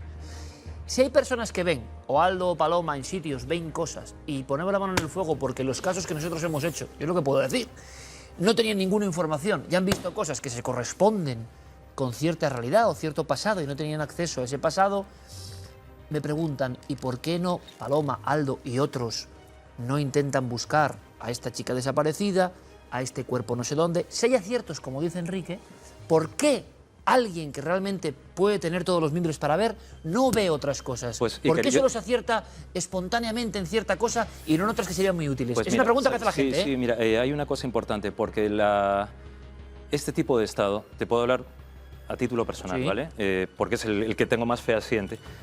Este tipo de estados no dependen de ti, o sea, tú eres una herramienta, simplemente, nada más. Tú no eres un iluminado ni eres un ser que está constantemente en conexión con todo eso que nos han enseñado, que no es así. Cuando Quizás voy a desvelar un poco un secreto que quizás alguna vez la gente se lo pregunte. Cuando yo voy a hacer investigaciones con vosotros, ¿qué hago? Lo primero es tener una realidad física de disciplina. Comer poco, descansar. ¿Por qué? Porque si mi cuerpo va a ser una herramienta, si mi mente va a ser una antena, yo quiero que esté bien. Afines tus sentidos, digamos, un poco. Intento tener ese cuidado de esa disciplina física. ¿Por qué? Porque la única herramienta que yo tengo, además de mi mente, es mi cuerpo. Pero yo no puedo ser tan pedante de pensar que yo puedo acceder a un macrocosmos. Parece muy honesta tu postura. Pero, De verdad, os soy sincero, ¿por qué? Porque esto ocurre con muchísima gente. Yo conocí hace poco a una niña tremenda, tremenda, tremenda. Y la niña, llorando, me decía, es que yo no puedo decir estas cosas porque si lo digo, me van a pegar, se van a reír y me van a decir que soy de las embrujadas. Veía Claro, cosas. Claro, entonces, claro, cuando tú ves una persona así, te das cuenta que hay una realidad que existe, que está allí, pero luego está el pulpo en el otro lado. Claro, a mí me encantaría poder decir que le ha ocurrido a esta persona, cómo ha pasado. O dónde está este cuerpo, ¿no? Claro, claro, y me encantaría poder hacerlo. Y en ocasiones tú puedes ayudar. Pero es que, Iker, como lo dije una vez y como cuando voy a las investigaciones, cuando hay, cuando no hay que decir que no hay. Claro, Creo que pero, es que es así, muy honesto, Iker. dices tú muy honesto, Lo José veo Manuel, muy pero honesto. hablas con alguien que ha ido a sitios y ha visto cosas. O sea, seamos aquí serios pero también. ya sabemos lo que que es... vale. Enrique Sí, hablaba sí, de un sabes. desafío, Aldo, perdón. Enrique hablaba de un No, desafío. yo hablaba de un desafío muy simple. Que estaría muy Vamos bien, a ver. No, yo planteo un desafío. O sea, la evidencia sería lo que llaman los americanos en los proyectos que luego redenominó la CIA cuando se los quitó al Pentágono como Stargate, que ahora han aparecido los informes. Donde apareces tú, que no puede ser de otra forma, más que es una Enrique- casualidad. Ede Vicente en los informes. Es una Contaremos nota la a pie de historia, página. contaremos la historia. La cuestión es que en esos experimentos, como lo de los rusos, se habla de una supuesta capacidad, la visión remota o telestesia, o sea, la capacidad de evidencia, colocando, digamos, un objetivo, algo. Lo que yo propongo es, os sometéis a una prueba, por ejemplo, futura, en la cual vosotros dos y algún escéptico más. Es lo que te iba a veis decir. individualmente. El cupo de escepticismo lo tienes aquí de No, sobra, ¿eh? Con pero dos bueno, chavales. pero algo más. Es justo lo que te Y iba a en decir. otra, y en Si otra tú línea, conoces- dotados, tú como conoces- Paloma y Aldo, y no dotados como yo, y hacemos individuales y Todos vemos la somos dotados. capacidad Todos somos aciertos. dotados. Enrique, es lo que Vemos yo- la capacidad. es lo que yo te iba a decir. aseguro Si que tú la ¿cómo lo capacidad de vertebramos? A ver. aciertos que tú vas a tener va a estar muy por debajo de la probabilidad, y la que no digo ellos, ¿Cómo? que O son sea, que ya das dotados, por hecho la que yo no voy me va a tener adivinar estar nada. por encima. Ya das por hecho que no me va a adivinar nada. No, es que te estoy diciendo, lo que te estoy Porque diciendo como es yo no estoy algo predispuesto, ¿no? imparcial. Sometamos a pruebas para ver si hay esa posibilidad. Yo, imparcial. A mí, si me adivina algo, te juro que digo me lo ha adivinado. Sí, pero lo que te estoy diciendo es que sometámonos a una prueba, que lo que estamos diciendo es, en los videntes hay luces y sombras, muchas más sombras Bueno, que tú luces. que conoces a tantos y conoces a los buenos y sabes No, quién no, no engaña y quién es no, serio, o tú, Aldo, que te dedicas a eso no sé qué, os pido... Ah, no, yo no me dedico a eso. pero Yo no me dedico a estás en eso. ese círculo. Os pido, por favor, que me presentéis al mejor que haya, Mira, y que me yo te hago voy a las- y decir que una yo cosa. me someto. Me someto. Aldo, te dejo 20 segundos, Sí, mira, por favor, no tenemos más tiempo. Cuando has dicho lo de los espíritus velozmente, la realidad espiritual tendrá que ir, digamos, de acuerdo a una realidad moral o a una realidad ética personal. No estoy hablando de lo estereotipado, sino de lo que somos. Si los espíritus no le mintieron, ¿con qué tipo de espíritus vas a trabajar cuando te metes por unas vías un poco raras? ¿Qué tipos de espíritus te pueden estar ayudando El ahí? camino que uno ha elegido. Claro, claro. No es que la energía sea buena o mala, es el uso que tú haces de la energía. Como dice Juan José Sánchez Oro, hay que investigar y veremos a dónde llegamos. Gracias a los cuatro, de verdad, ha sido un placer, hemos aprendido, ha sido una mesa con zonas de debate, pero una mesa y ustedes, como siempre, pueden extraer su propia conclusión. El desafío lo vamos a hacer, ¿eh? Lo vamos a hacer. ¿Qué pasará? ¿Alguien se atreve a adivinar lo que pasará en ese desafío? A lo mejor videntes están escribiendo, buenos y malos. Continuamos en Cuarto Milenio.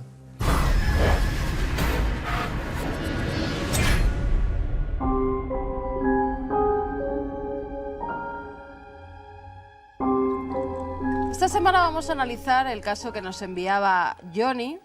Nos dice que pasó hace unos 8 años tras la muerte de su abuela. Un año después de fallecer, nos dice que empezó a tener unas pesadillas terribles en las que aparecía ella en un estado de locura total, con un camisón, descalza y con el pelo largo, suelto, enmarañado, con una edad aproximada de unos 40 años. Dice que le aterrorizaba el sueño y que en este le golpeaba y le gritaba.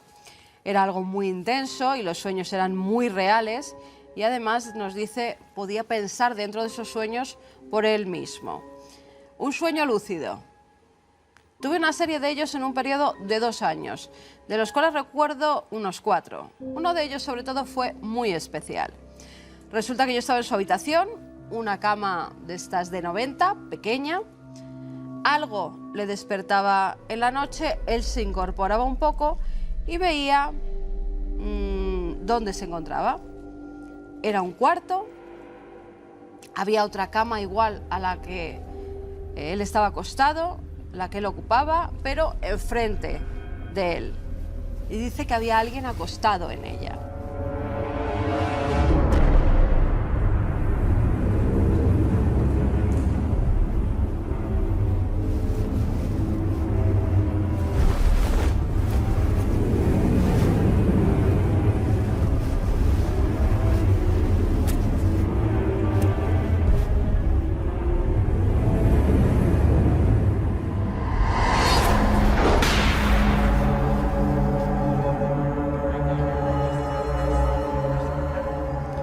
Era ella, de la misma forma como solía presentarse en los otros sueños. Y le decía, mañana quiero que vengas aquí, a mi casa, y busques esta caja.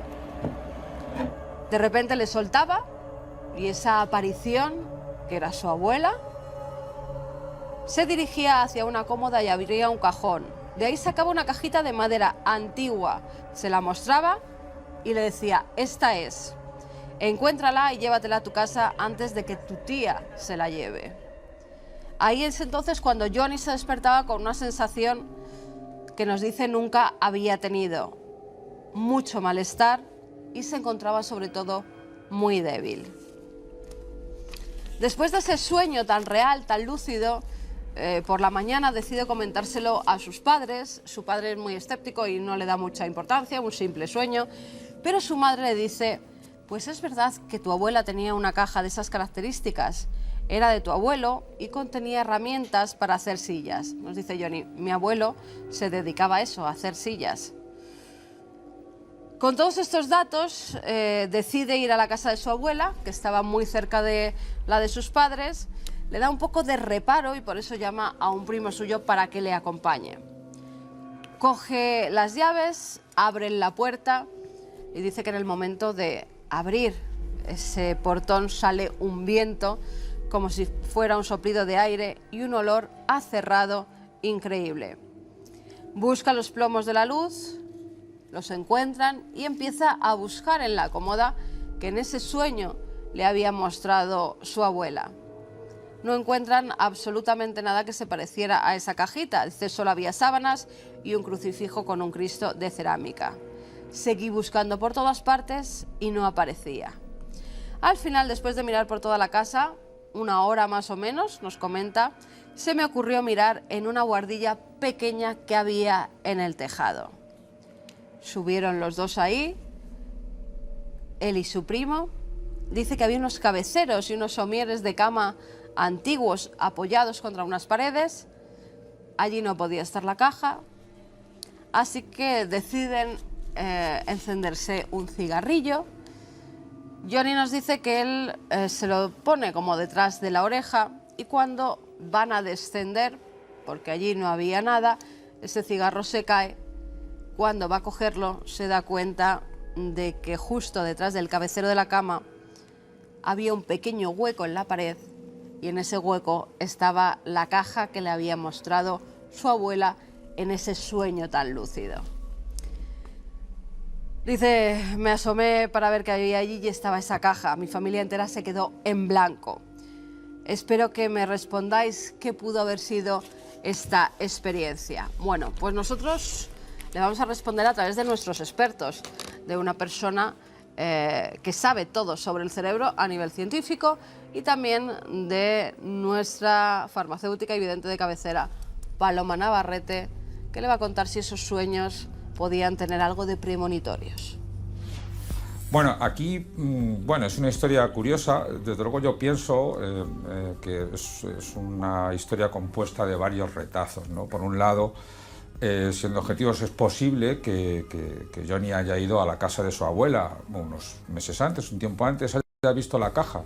Por casualidad, le pasó ciertamente desapercibida, pero el cerebro consciente se quedó con esa información y al cabo de un tiempo, pues en una época de pesadilla, las pesadillas tienen su origen, muchas de ellas en aspectos orgánicos, pues mala digestión, mala respiración, debió de surgir esa caja junto con el recuerdo de su abuela y componer una historia en la que la abuela le pide que busque esa caja, que quizás no tuviera mayor importancia que el que la vio en la casa un tiempo antes. Al ir a la casa con el amigo, bueno, pues la buscó donde la abuela en sueños le dijo y no la encontró, pero luego acabó encontrándola porque evidentemente su cerebro inconsciente conocía el lugar. Y creo que es más o menos esta la explicación más racional que yo encuentro a esta historia. Parece que la muerte de la abuela impresionó mucho a Johnny, tanto como para tener pesadillas en las que aparecía su abuela. Esas pesadillas son sueños con una gran carga emocional, pero son sueños normales. Dentro de esos sueños, el que sí tiene un carácter más extraordinario es el sueño en el que la abuela le manda un mensaje y le pide que haga algo, que encuentre una cajita. Bien, pues ese sueño sí podemos clasificarlo como un sueño premonitorio, en el que la abuela quiere encontrar un objeto y deja ese mensaje a su nieto en sueños para que éste le haga el recado a la abuela. Debía ser una caja muy preciada por ella, muy querida por ella, que quería que se conservara en la familia. Pues ahí están las soluciones que dan nuestros expertos, Johnny. O bien tu subconsciente hizo que proyectaras el dolor de la pérdida de tu abuela en esa cajita que sabías perfectamente dónde estaba, aunque no lo recordaras, o bien tu abuela se apareció para darte un mensaje que recogieras esa cajita porque era importante para ella y por algo quería que estuviera en tus manos. Ahí tienes las distintas soluciones y tú verás con cuál de ellas te quedas.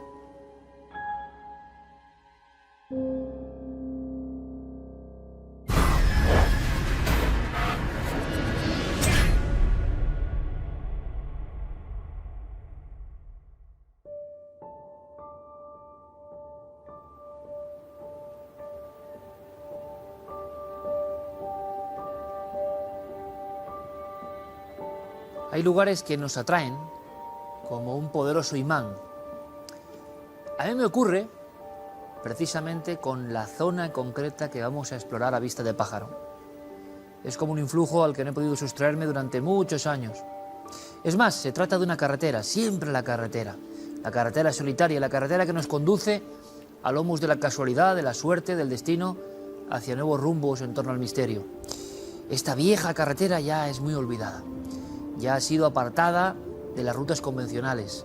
Las modernas autovías la relegaron a un segundo plano, pero para mí es quizá la más entrañable de todas las carreteras de España. Y confesaré que siempre, a pesar de los kilómetros, a pesar de las curvas, a pesar de las dificultades, yo tomo siempre esta vieja carretera cuando tengo que irme desde la meseta hacia la cordillera cantábrica. Es la vieja Nacional 623. Es el lugar que conecta las ciudades de Burgos y Santander. Y son decenas, más de un centenar de kilómetros, trufados de absolutos misterios. De misterios que nos conectan con la antigüedad y con el presente todavía. Tantas veces me imaginé de niño en uno de estos coches que pone aquí Juan Villa, que puede ser un viejo Talbot, un Simca 1200. Tantas veces, repito, de niño me imaginé rodando y luego lo pude hacer. Y lo sigo haciendo. ¿Por qué? Porque hay anomalías tan gráficas, tan extrañas como esa pirámide. Una pirámide que enseguida van a reconocer. Una pirámide moderna, pero que no es la única en esta ruta. Hay un águila de piedra misteriosa que flanquea este horizonte donde el páramo se convierte en otra cosa.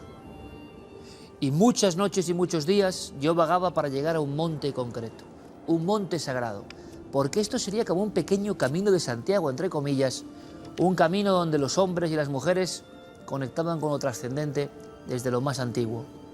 Si algo une a esta ruta maravillosa que vemos en la maqueta de Juan, es que desde hace siglos, no, milenios, las personas han creído que estas piedras tenían algo importante, que en estos lugares ocurrían cosas esenciales y fuera de lo normal.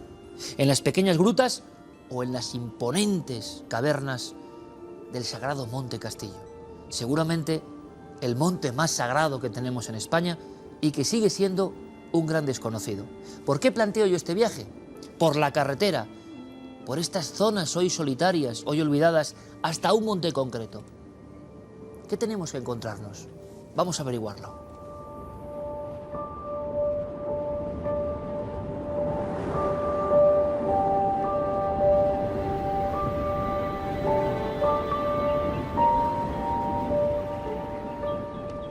Nuestro camino, una vez más, nace en el agua, como un elemento genesiaco, como un lugar de donde surge realmente casi todo.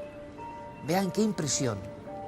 Les aseguro que muchas veces me he orillado aquí, en la noche incluso, para contemplar la inmensidad del embalse del Padre Ebro, del río Ebro. Todavía es un lugar solitario, todavía es un lugar poco transitado. Todavía los pequeños pueblos, asomándose a las frías aguas, que dan origen a esa auténtica vena revivificante de una parte de nuestro país. En estas aguas han sido vistas las misteriosas luces tantas veces, porque para mí las luces, y ustedes ya lo saben, han sido una especie de linterna o de foco que me ha llevado por diferentes caminos.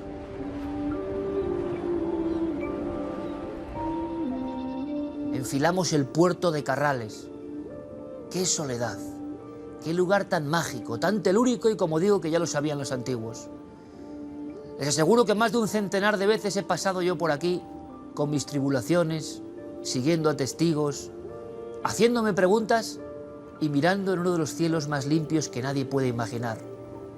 Me ha pasado estar rodando prácticamente solo durante todo el trayecto. Casi escucho el viento que rompe esta extraña águila de piedra, que son recuerdos de la terrible guerra civil, pero que han quedado ya como otra cosa, como monolitos olvidados, al margen de todo y de todos. Se hizo, ni más ni menos que en mármol, la llamada águila de Sagardia, que ya casi no tiene ni forma, y que nos da la impresión de que flanquea esta ruta de la 623 con tintes casi egipciacos. Se parece casi a un recuerdo del dios Horus, y es también una brecha de la guerra, que en toda esta ruta fue muy activa. Vayamos a vista de pájaro, que el dron nos ayude a planear como si fuésemos águilas, por favor. Vean qué belleza, vean qué conexión, donde la meseta, la planicie, el páramo inmenso, se confunde ya con las arrugas de la tierra que van formando la cordillera cantábrica.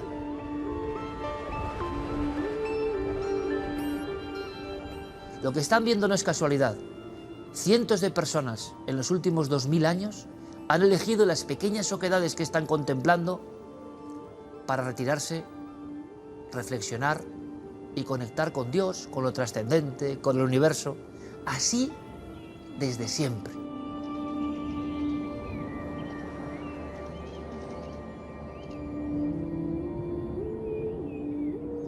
Yo me he preguntado en esta ruta ¿por qué?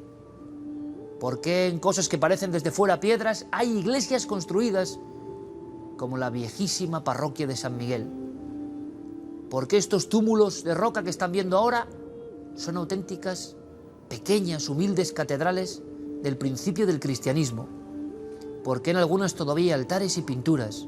¿Por qué se venían aquí los anacoretas, los místicos, los iniciados, para conectar con lo más alto? Quizá porque en estos parajes observaron una soledad diferente. Y pienso yo que porque hay un telurismo muy especial que se puede sentir en toda esta ruta que yo les planteo, quizá para que la vieja carretera vuelva a sentirse un poco menos sola, como en aquellos tiempos donde era inevitable pasar por esta zona de asfalto, esta serpiente, flanqueada por pueblos y aldeas donde conocen muy bien el misterio. este páramo que están viendo, la familia Montorio casi tuvo que sacar el cuchillo ante lo que definieron como una gigantesca plaza de toros que volaba. Como hoy vuela este solitario buitre que nos hace de guía. Este buitre que hoy es el dueño de los páramos solitarios entre Castilla y Cantabria. El buitre que de alguna forma, siguiendo un viejo rito, otea las planicies y nos deja casi, nos ofrece con su vuelo la mirada a esta otra anomalía. Una pirámide en plena frontera entre Castilla y Cantabria. La pirámide de los italianos, que díganme si no sobrecoge asomándose a los últimos ribetes del Ebro. Una pirámide de 20 metros de altura, construida en los años 30 y con una M imponente y un poco sórdida, con un interior lúgubre donde reposan 370 cuerpos. 370 cuerpos de combatientes del fascio italiano que perdieron la vida. ¡Qué extraña construcción! Dicen que le hicieron igual que la pirámide de Cestia, en un homenaje, como hacía el fascismo italiano, a las viejas culturas, extrañas, antiquísimas. Cuenta la historia que en mayo de 1971, muy cerca de esta pirámide, un grupo de italianos que venía a honrar a estos soldados tuvieron un accidente y se despeñaron en lo que llaman curva de los italianos. Y en los últimos 20 años, amigos del misterio y de la investigación han obtenido extrañas voces, lamentos. Es un lugar marcado. Pero por fortuna la oscuridad se disuelve en el frío agua del río Pas, el Valle del Pas. Estamos hablando de lo que fue para muchos, como decía Juan García Tienza, la última raza maldita cántabra, los pasiegos. Maldita por su desconexión aparente con otras zonas de España, pero llena de cultura, llena de seres míticos. Aquí se habla de muchas apariciones, en esta misma cuenca del río que pasa hacia un lugar que es maravilloso, donde todavía los viejos cuentos son contados de generación en generación. Estamos en una especie de garganta maravillosa que nos conduce hasta Puente Viesgo. Y en Puente Viesgo, lugar, qué curioso, de agua salutífera, de recuperar las funciones fisiológicas, de aguas y piedras que curan, y quizá eso lo sabían los antiguos desde el principio del tiempo, nos postramos ante ese monte sagrado del que les hablaba.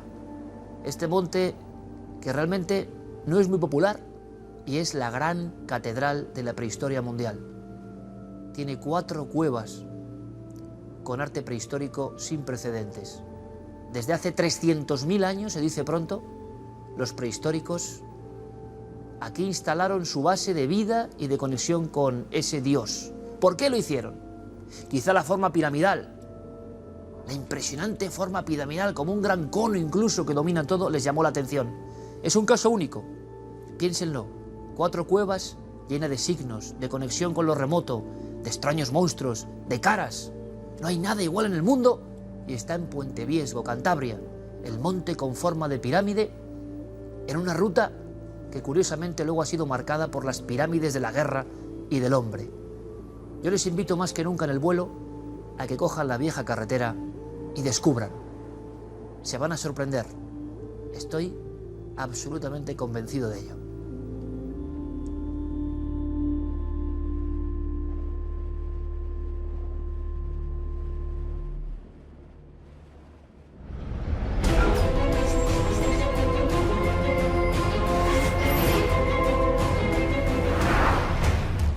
Cámara de seguridad de una fábrica en Michoacán.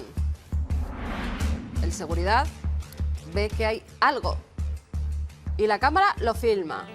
Ha salido ahora a la luz, pero es que fue grabada en el año 2015, como vemos ahí en la fecha, una especie de niña pequeña que de repente desaparece ante las cámaras y los atónitos ojos de los jefes de seguridad, que no se podían explicar qué hacía ahí esa niña pequeña como con un vestidito azul recorriendo la fábrica. Según dicen, puede ser alguna niña que murió allí en extrañas circunstancias. Pues ahora ha salido el vídeo a la luz. Ahí la tienen, ¿no? Esa pequeña que simplemente se queda ahí quieta y desaparece. Y en la India, ¿qué se han encontrado los médicos? Pues una señora que va a la consulta, dice que tiene un fuerte dolor de cabeza desde hace unas horas, que sobre todo aquí es como si algo tuviera dentro y que le pican mucho los ojos. Bueno, los médicos empiezan a investigar, empiezan a buscar qué puede ser, los síntomas, ese dolor. Empiezan a mirar y se encuentran con una cucaracha viva que va por todo el cráneo, para arriba y para abajo, que hace cosquillitas a la paciente, que le da terribles dolores de cabeza y que parecía que estaba instalada sobre todo entre los dos ojos. Una cucaracha viva, que al parecer entró por las fosas nasales de esta mujer y la tuvieron que sacar y seguía vivita y coleando, oigan. Que no se moría el bicho, bueno, ya lo dicen, que las cucarachas resisten todo. Pues también resisten dentro del cráneo de una persona, ya lo saben. Y acabamos con otra filmación de fantasmas. Restaurante, Reino Unido. Fíjense en esta mujer que está aquí comiendo tranquilamente, acaba de comer, en un momento dado se limpia, como vemos, con la servilleta, se levanta y se va.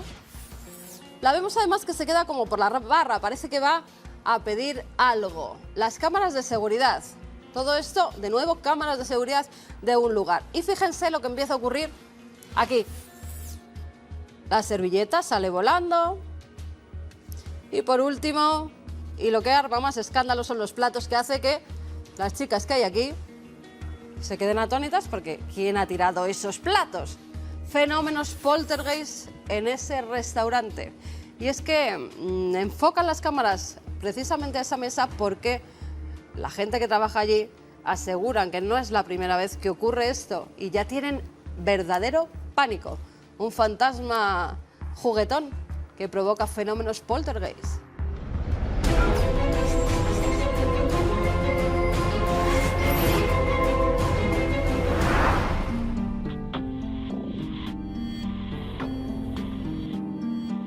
Hablábamos hace unos minutos de la potencia telúrica de la naturaleza, de rutas y lugares donde el ser humano trasciende, donde parece que se conecta con algo extraordinario, superior a él, y tiene el anhelo de recrearse en esa experiencia tan personal. Existen lugares donde la naturaleza parece que juega otro papel, donde lo siniestro y lo macabro quedan encadenados. Este árbol parece casi una mano que clama algo saliendo de las propias entrañas del suelo. Es un árbol con historia. Algunos lo llaman árbol del diablo, otros árbol del ahorcado. Y nosotros tenemos la fortuna de que un psiquiatra de reconocido prestigio como el Dr. Gaona sea también corresponsal de extrañas historias en Estados Unidos. Historias que allí son conocidas, pero aquí empezamos a conocer. ¿Qué tiene de especial este siniestro árbol, doctor?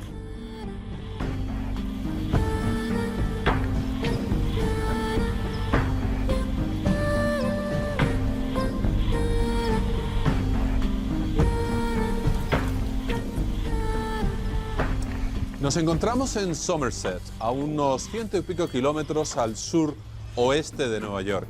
Aquí a mi derecha tengo un olmo centenario, más que centenario. De hecho, ya George Washington dormía justamente alrededor de este árbol y sirvió para las ejecuciones del Ku Klux Klan, entre muchas otras.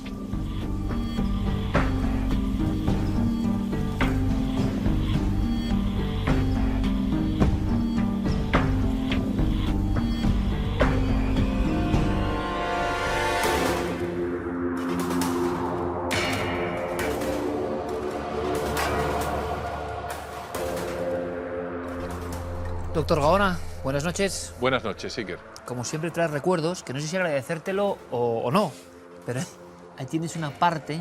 Sí, exacto. Es que me llamó la atención el hecho, fíjate la... Mira que te gusta a ti coger cosas, ¿eh? Sí, son pequeñas muestras, mira, de la corteza, no hace falta que lo toques, que está totalmente quemada, ¿no? De los intentos de muchas personas de deshacerse del árbol y que no han podido con él, además. Pero, o sea, ahí hay hogueras y llamas de muchas épocas. Sí, el árbol, este olmo tiene por lo menos 200 y pico años, ¿no? Bajo sus ramas han dormido personajes tan ilustres como George Washington, pero resulta que el sitio, justamente el pueblo que está al lado, era uno de los centros del Ku Klux Klan de toda esa área, ¿no? Entonces, existen muchísimas leyendas de granjeros. De hecho, hay uno que lo tengo documentado, que además mató a toda su familia, luego se ahorcó. Es un sitio realmente tremendamente maldito. Fíjate que ¿atrae de alguna forma este impulso del suicidio, de la sangre, o se cree en eso? Porque aquí lo bueno de la sección es que vagamos entre los hechos constatados perfectamente y la sensación e intuición de un pueblo, una comunidad, de que hay una leyenda que es verdad. Exacto. Y lo llamativo es, una vez más, fíjate cómo se construyen las leyendas, ¿no? Yo creo que el árbol en todas las sociedades siempre tiene un significado mágico. El roble en la mitología nórdica, ¿no? Las encinas, incluso en la española hay. Sí. ¿Cuántos monasterios de Virgen del Encinar, por ejemplo? Ese significado mágico que se atribuye al árbol. Pero en este caso es un árbol totalmente maldito. Para los lugareños, de alguna manera, es como la puerta al infierno. ¿Creen en eso? Sí, creen. Es un portal hacia otro lado. Y es curioso cómo los arquetipos humanos, ¿no?, se reproducen una y otra vez a lo largo de los siglos. La maldición. A cada persona que entrevistábamos conocía a su vez a alguien cercano, se notaba que los testimonios eran sumamente sinceros, que les había ocurrido algo. Well, I've heard that if you touch it, then you're cursed forever or something, or that something bad happens to you, like within a couple of weeks or something. I've heard that they used to like hang people from it, and a lot of people like got like killed and hung on it. One of my neighbors actually touched the tree, and on the way home he broke his arm.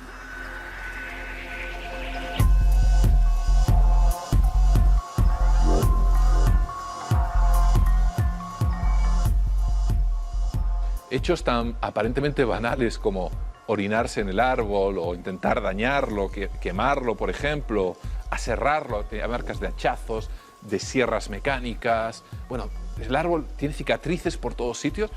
Pues todo el mundo contaba, fulanito de tal fue, por ejemplo, al azar además, entrevistando gente, y resulta que al alejarse se había roto una pierna en un accidente de coche. Otro recuerdo, pero vamos, estamos hablando de a lo mejor solamente 10 personas.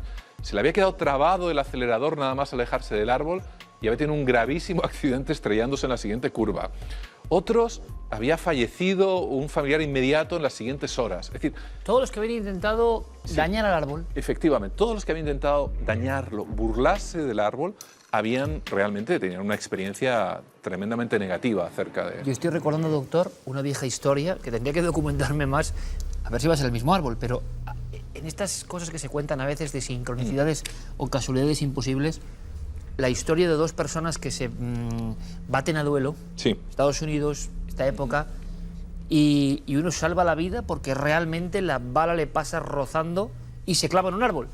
Y tiempo después, si no me equivoco, a los 17 años de ese acontecimiento y de salvar la vida casi de milagro, el hombre intenta talar el árbol, al primer hachazo salta la bala que está dentro y la esquirla de la bala se le incrusta en el cerebro y cae fulminado, ¿no? Es como si el árbol hubiese hecho de espejo mortal. Pero claro, esto se sigue creyendo hoy, que es lo que nos sorprende.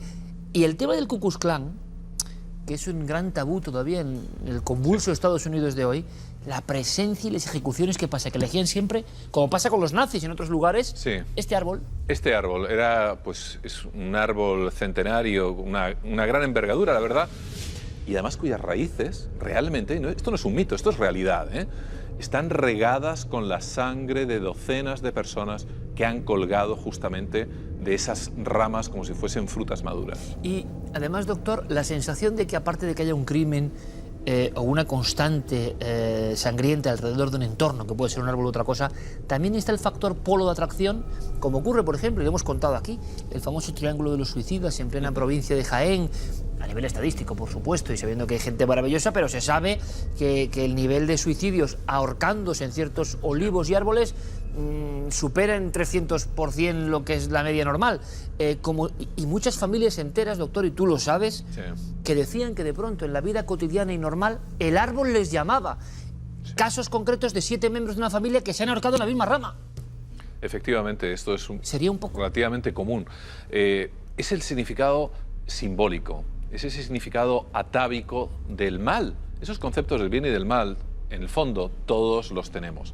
Este árbol aparentemente encarna al mal, encarna a las cuestiones infernales, diabólicas, árbol del diablo, árbol diabólico, hasta el punto que hay personas que aseguran que se mantiene a unos pocos grados más por encima de lo habitual, de manera, y eso es verdad, he visto montones de fotos, nosotros cuando fuimos justo no había nevado, pero alrededor del árbol no cuaja la nieve, por alguna razón. Quizá, yo he leído estudios acerca de este tipo de temas, de asociaciones de parapsicología que trabajan, algunas de las cuales conozco en New Jersey, y hablan de que quizá también hay algún tipo de corriente termal que aumenta los grados de temperatura, igual que algunas personas, incluso de los que entrevistamos, cuando salían por la noche, si se acercaban al árbol, veían pocos momentos después, una vez más, no el jinete descabezado, pero una vez más el coche oscuro, negro, que les persigue hasta que se alejan del árbol, ¿no?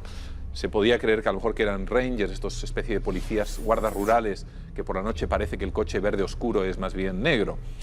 Pero la verdad que es uno de los puntos de atracción, ¿no?, en cuanto a la maldad. Y el árbol, la verdad que parece como tiene, sinceramente tiene como vida propia, ¿no?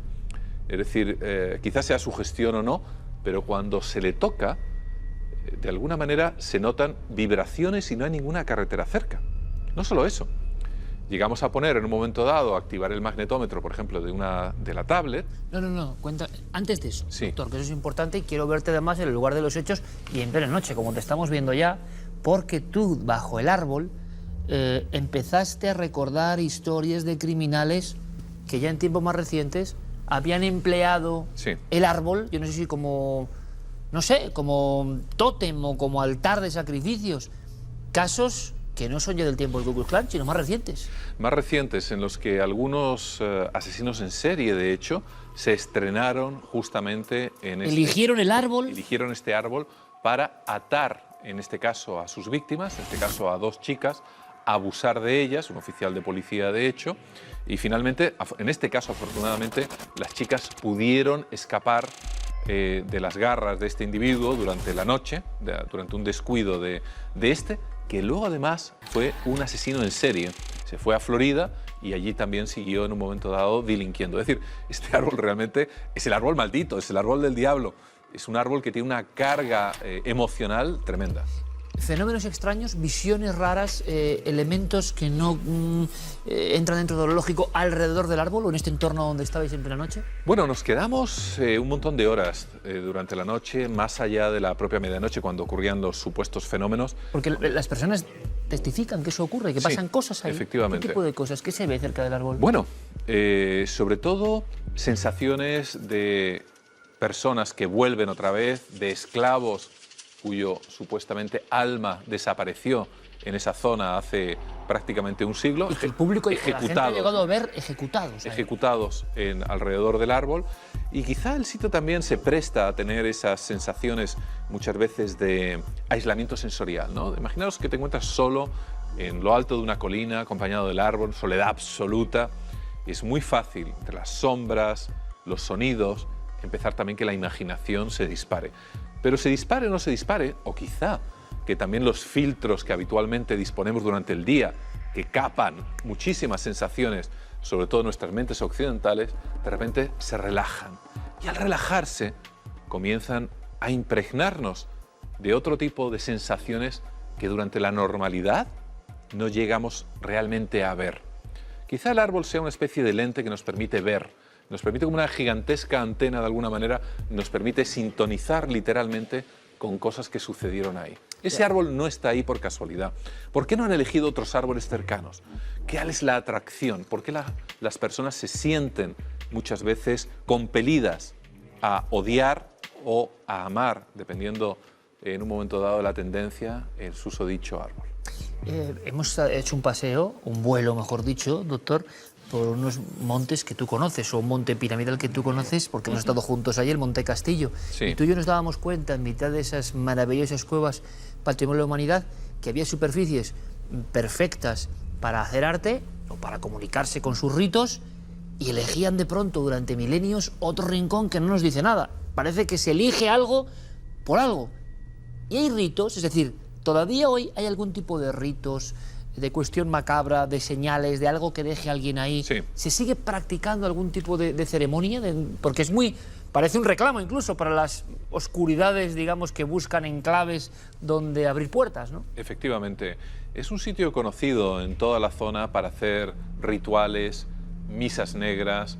De hecho, quien se preste un poquito podrá encontrar en internet alguna de estas ceremonias con sotanas que en un momento dado están grabadas justamente en este árbol maldito, ¿no? O sea que los ocultistas más, digamos, más duros, ¿no?, buscan especialmente este lugar, buscan estas puertas. Nosotros lo tratamos con el mayor respeto posible. El mayor respeto, y el doctor Gaona trae aquí trozos del árbol que imagínate están ahí caídos, que no los arrancaste. No, Doctor, estaban prácticamente ya a punto de desprenderse. Porque en todas las noches del misterio, por cierto, ahora que hemos estado en Toledo con esa maravilla de acogida y que nos marchamos el 3 de marzo al Fórum del Museo de Evolución en Burgos, que estaremos ahí el 3 de marzo, no hay ronda abierta de preguntas, que es maravilloso hacerlo con todos vosotros siempre, con todos ustedes, y que no me pregunten por los objetos del doctor Gaona, ¿no? Aquel cristal que se trajo de un... Ya empieza a ser una crónica. Porque el doctor Gaona ha aceptado un poco la fórmula de la crónica de la América oculta. La América que no se cuenta, pero que para los nativos es muy importante y está llena de conexiones con el misterio. Faltaba algo. Estaba allí el doctor en la noche. Que tiene que impresionar, doctor, ahora me cuentas. Y decides hacer algo. Antes de que veamos la prueba, ¿por qué elegiste hacer esto en concreto? Era un poco medir, ¿no?, la fuerza de ese árbol. Había leído y también había personas que nos habían prestado sus testimonios en relación a que el árbol parecía como que estaba vivo, como que tenía, nunca mejor dicho, un pulso, una especie de corazón. Diferente al resto de la vida de otros árboles. Claro, claro. Incluso había testimonios que al tocar el árbol pues se sentía una serie de vibraciones. Entonces lo que hicimos fue activar el magnetómetro de una tablet con uno de los tantos programas que existen a tal efecto. Y entonces nos quedamos realmente, no me había pasado nunca, siempre tengo un magnetómetro profesional, pero también llevo siempre el teléfono por si acaso, en la tablet, etc. Y sucedió algo realmente misterioso. ¿Vamos a verlo? Sí. ¿Y nos lo analizas ahora? Venga. Vamos a verlo. El doctor Gaona a los pies del árbol del diablo. Es muy curioso, pero tenemos conectado el magnetómetro. Estamos a los pies del árbol del diablo. Y de vez en cuando sobrevienen unos trenes de intensidad, unas anomalías electromagnéticas. Justamente aquí está empezando otra. De 3 o 4 impulsos. Es muy llamativo. Más sobreviene cuando no hay ningún aparato. Es verdad que estamos acercando la cámara, pero comienza cuando no hay ninguna cámara, ningún aparato absolutamente cerca. Suele ser 1, 2, 3, 4 y 5, o 4 aproximadamente, y la verdad que cerca no hay ninguna línea eléctrica, no hay nada, ¿no? Es interesante. Son trenes separados, pues, con unos ritmos de tiempo determinados, y la verdad que es algo curioso porque no nos ha sucedido en ningún otro sitio. Y justamente aquí, a los pies de este árbol, están ocurriendo otra vez. Es curioso, es como si fuese un verdadero palpitar, ¿no?, del árbol. Aquí podemos verlo nuevamente. 1, 2, 3, 4, 5.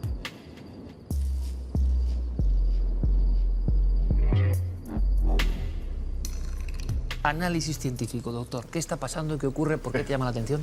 Una buena pregunta. Inicialmente creímos que quizá alguno de nuestros móviles estaba interfiriendo en el magnetómetro. Entonces fuimos al coche, dejamos todos los móviles, etcétera, etcétera. Volvimos y siguió ocurriendo exactamente lo mismo. Trenes de 5 ondas que en un momento dado parecían literalmente surgir a los pies del árbol. Además, lo más curioso del caso es que si uno se alejaba del árbol, no ocurría. ¿Y en otros árboles no pasaba? No pasaba nada. No pasaba en ningún sitio, excepto a los pies del árbol. Huelga decir, además, para los más aventurados, que no había ningún tipo de antena alrededor, ni cable de alta tensión, ni de baja tensión, que estuviesen de alrededor del árbol. Y que se producía en la base del árbol. Exactamente, como si el árbol, yo sé que esto es también muy aventurado decirlo, pero es verdad, como si el árbol intentase de alguna manera comunicarse, y esos 5 trenes de ondas de boom, boom, boom, boom, boom, paraba otra vez el silencio y empezaba nuevamente a surgir esta especie de comunicación con el árbol, como si el árbol literalmente quisiera decirnos algo o quisiera emitir algún tipo de información. De hecho, ¿te ocurrió lanzar alguna pregunta o alguna cuestión? ¿O entendiste que ya había una especie de código Morse o no, doctor? E intentamos ver si había algún tipo de diferencia en los códigos. En ocasiones se dilataba o se acortaban los ciclos de cinco trenes de onda, ¿no? Pero no logramos saber más, pero me parece muy digno de estudio. Te estoy deseando, de hecho, volver allí con más aparataje y ver por qué ese árbol emite esas frecuencias. ¿No te ha pasado nunca lo de las 5 ondas de esa manera en la naturaleza? Ningún árbol, nada, en absoluto. Y la sensación de negatividad, doctor, ya no de la tablet o del magnetómetro, sino la tuya personal, absolutamente subjetiva, por supuesto, sí. ¿Rondaba por ahí?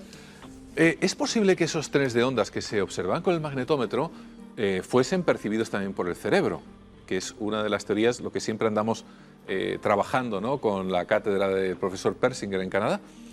Es probable que exista algún tipo de perturbación electromagnética en derredor de este árbol, en el que las personas que se acercan a él justamente comiencen a tener algún tipo de estado alterado de conciencia, en el que puedan tener, no digo ya solamente visiones, sino percepciones, digámoslo así, de una manera de lo que comúnmente se llama sobrenatural. Interferencias, en definitiva, con nuestro propio cerebro que cree esa especie de ambiente. Y además es que le sucede a mucha gente. ¿Y esa comunicación entre el árbol o lo que fuese podía tener que ver contigo directamente? Es decir, ¿podía establecerse ahí algo y esas ondas, ese reflejo de algo? ¿Te pasó alguna cosa, sueños? Te lo pregunto porque tú ya sabes que luego, a veces, cuando uno indaga en ciertas cosas y se mete en ciertos sitios, ese algo, y tú, vamos, creo que lo has experimentado de sobra en este programa, nos acompaña durante un tiempo, ¿no? Esto la verdad que no se lo he contado a nadie, pero esa misma noche y las noches sucesivas, quizá por un puro proceso de sugestión, pesadillas prácticamente todas las noches. ¿A que no me lo habías contado, durante doctor? No me lo van a creer, ¿a que no me lo habías contado? 3 o 4 o 5 noches.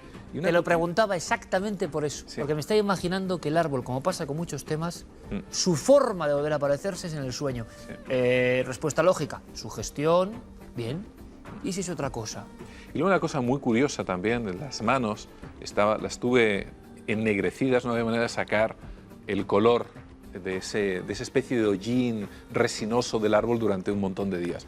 Lo cual, todos estos elementos en conjunto, evidentemente, yo creo que hacen que se merezca muy bien el nombre del árbol del diablo. No es una casualidad.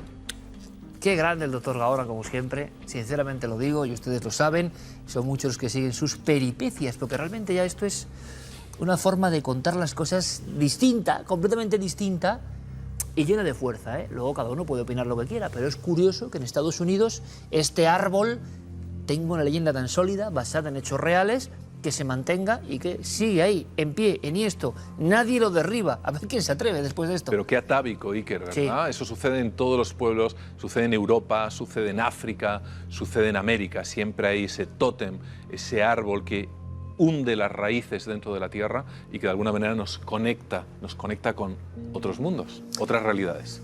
Como siempre, con la máxima admiración, doctor Gaona, de verdad, Encantado. La que te profesa gran parte del público. ¿Cuál será la siguiente crónica? Eso no lo sabemos.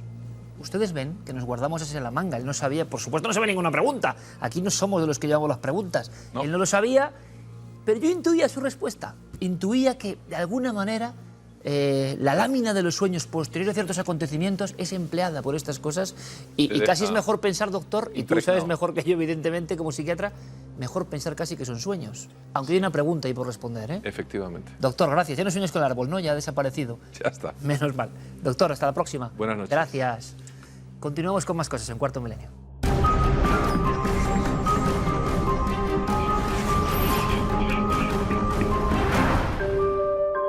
Nadie parece saber demasiado de ellos, y sin embargo, se han propuesto protegernos a todos de la amenaza que, en teoría, supone el excesivo desarrollo de la tecnología. Hablamos del Fondo para la Ética y Gobierno de la Inteligencia Artificial, un grupo de trabajo recién creado que cuenta con una inversión inicial de 27 millones de dólares donados por filántropos procedentes de varios ámbitos.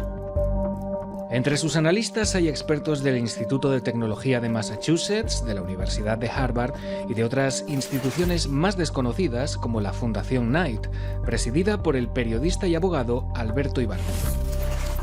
Entre sus objetivos están, literalmente, identificar los problemas, ayudar a determinar quién los provoca y abordar diversas perspectivas de la inteligencia artificial.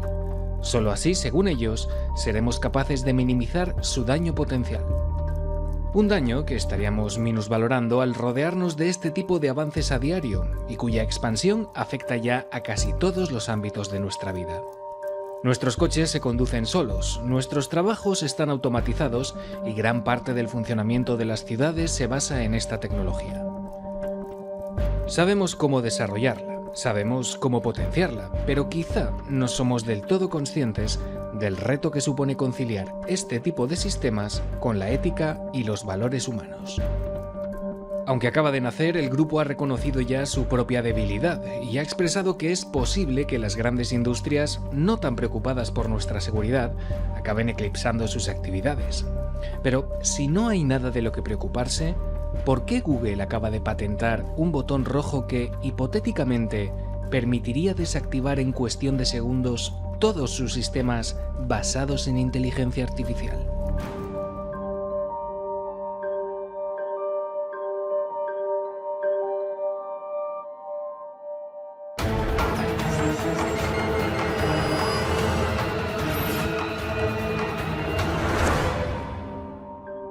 Comenzamos las fotografías con un extraño, no sé si muñeco, niño, la verdad que no sé muy bien cómo nombrarlo, pero metido en una urna. Nuria Burriel nos enviaba esta fotografía desde la Casa Museo Ben-Llull en Valencia. Nos dice que en febrero de 2015 más o menos estuvo con su novio visitando este lugar del gran escultor, pintor, creador José Ben-Llull, que tenían un ambiente un poco denso, nos asegura. Estaba el estudio donde él hacía todas sus cosas y de repente vieron como al final del pasillo esta extraña urna. Fíjense tan solo en esta de arriba, esta fotografía que tenemos aquí. Vemos una especie, no sé si de muñeco, de niño, porque no se sabe muy bien qué es y tampoco había ningún cartel que lo pusiera. Dicen que las energías, como les contaba, eran bastante densas, que estuvieron un rato, que se acordaron incluso del Cuarto Milenio y los muñecos malditos y por eso decidieron hacer una fotografía. Ella hizo una y su novio hizo otras. Y cuando las compararon, porque el novio sintió algo, en un momento dado le dice: es que el niño me ha mirado. Y lo dejaron ahí. Vino el de seguridad, porque ya iban a cerrar.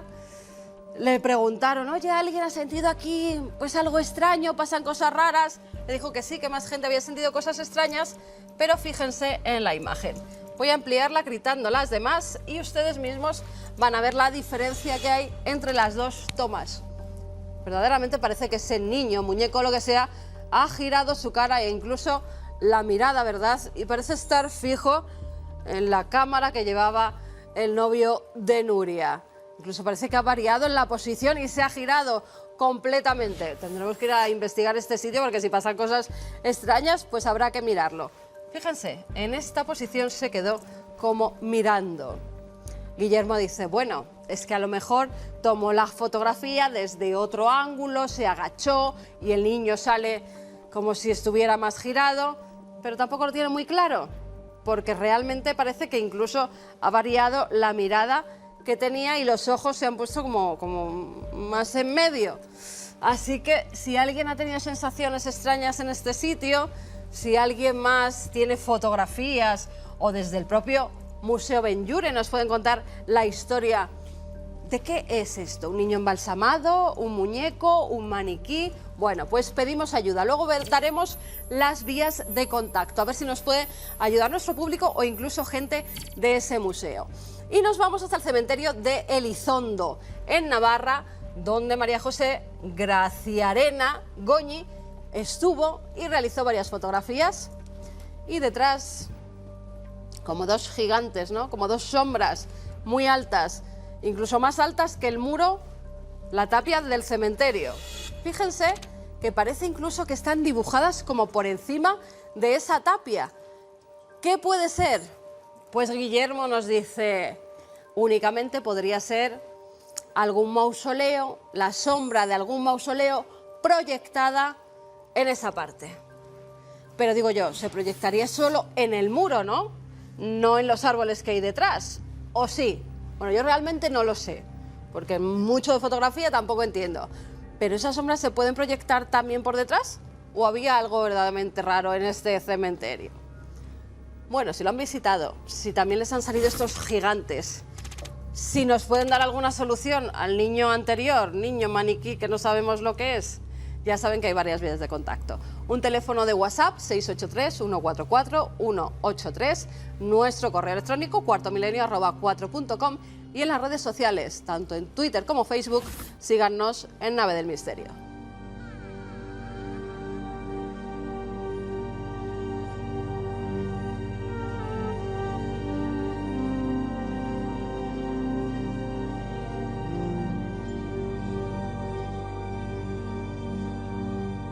A veces lo pienso y les confieso que mi relación con la tecnología es ambivalente, ¿no? Con doble cara.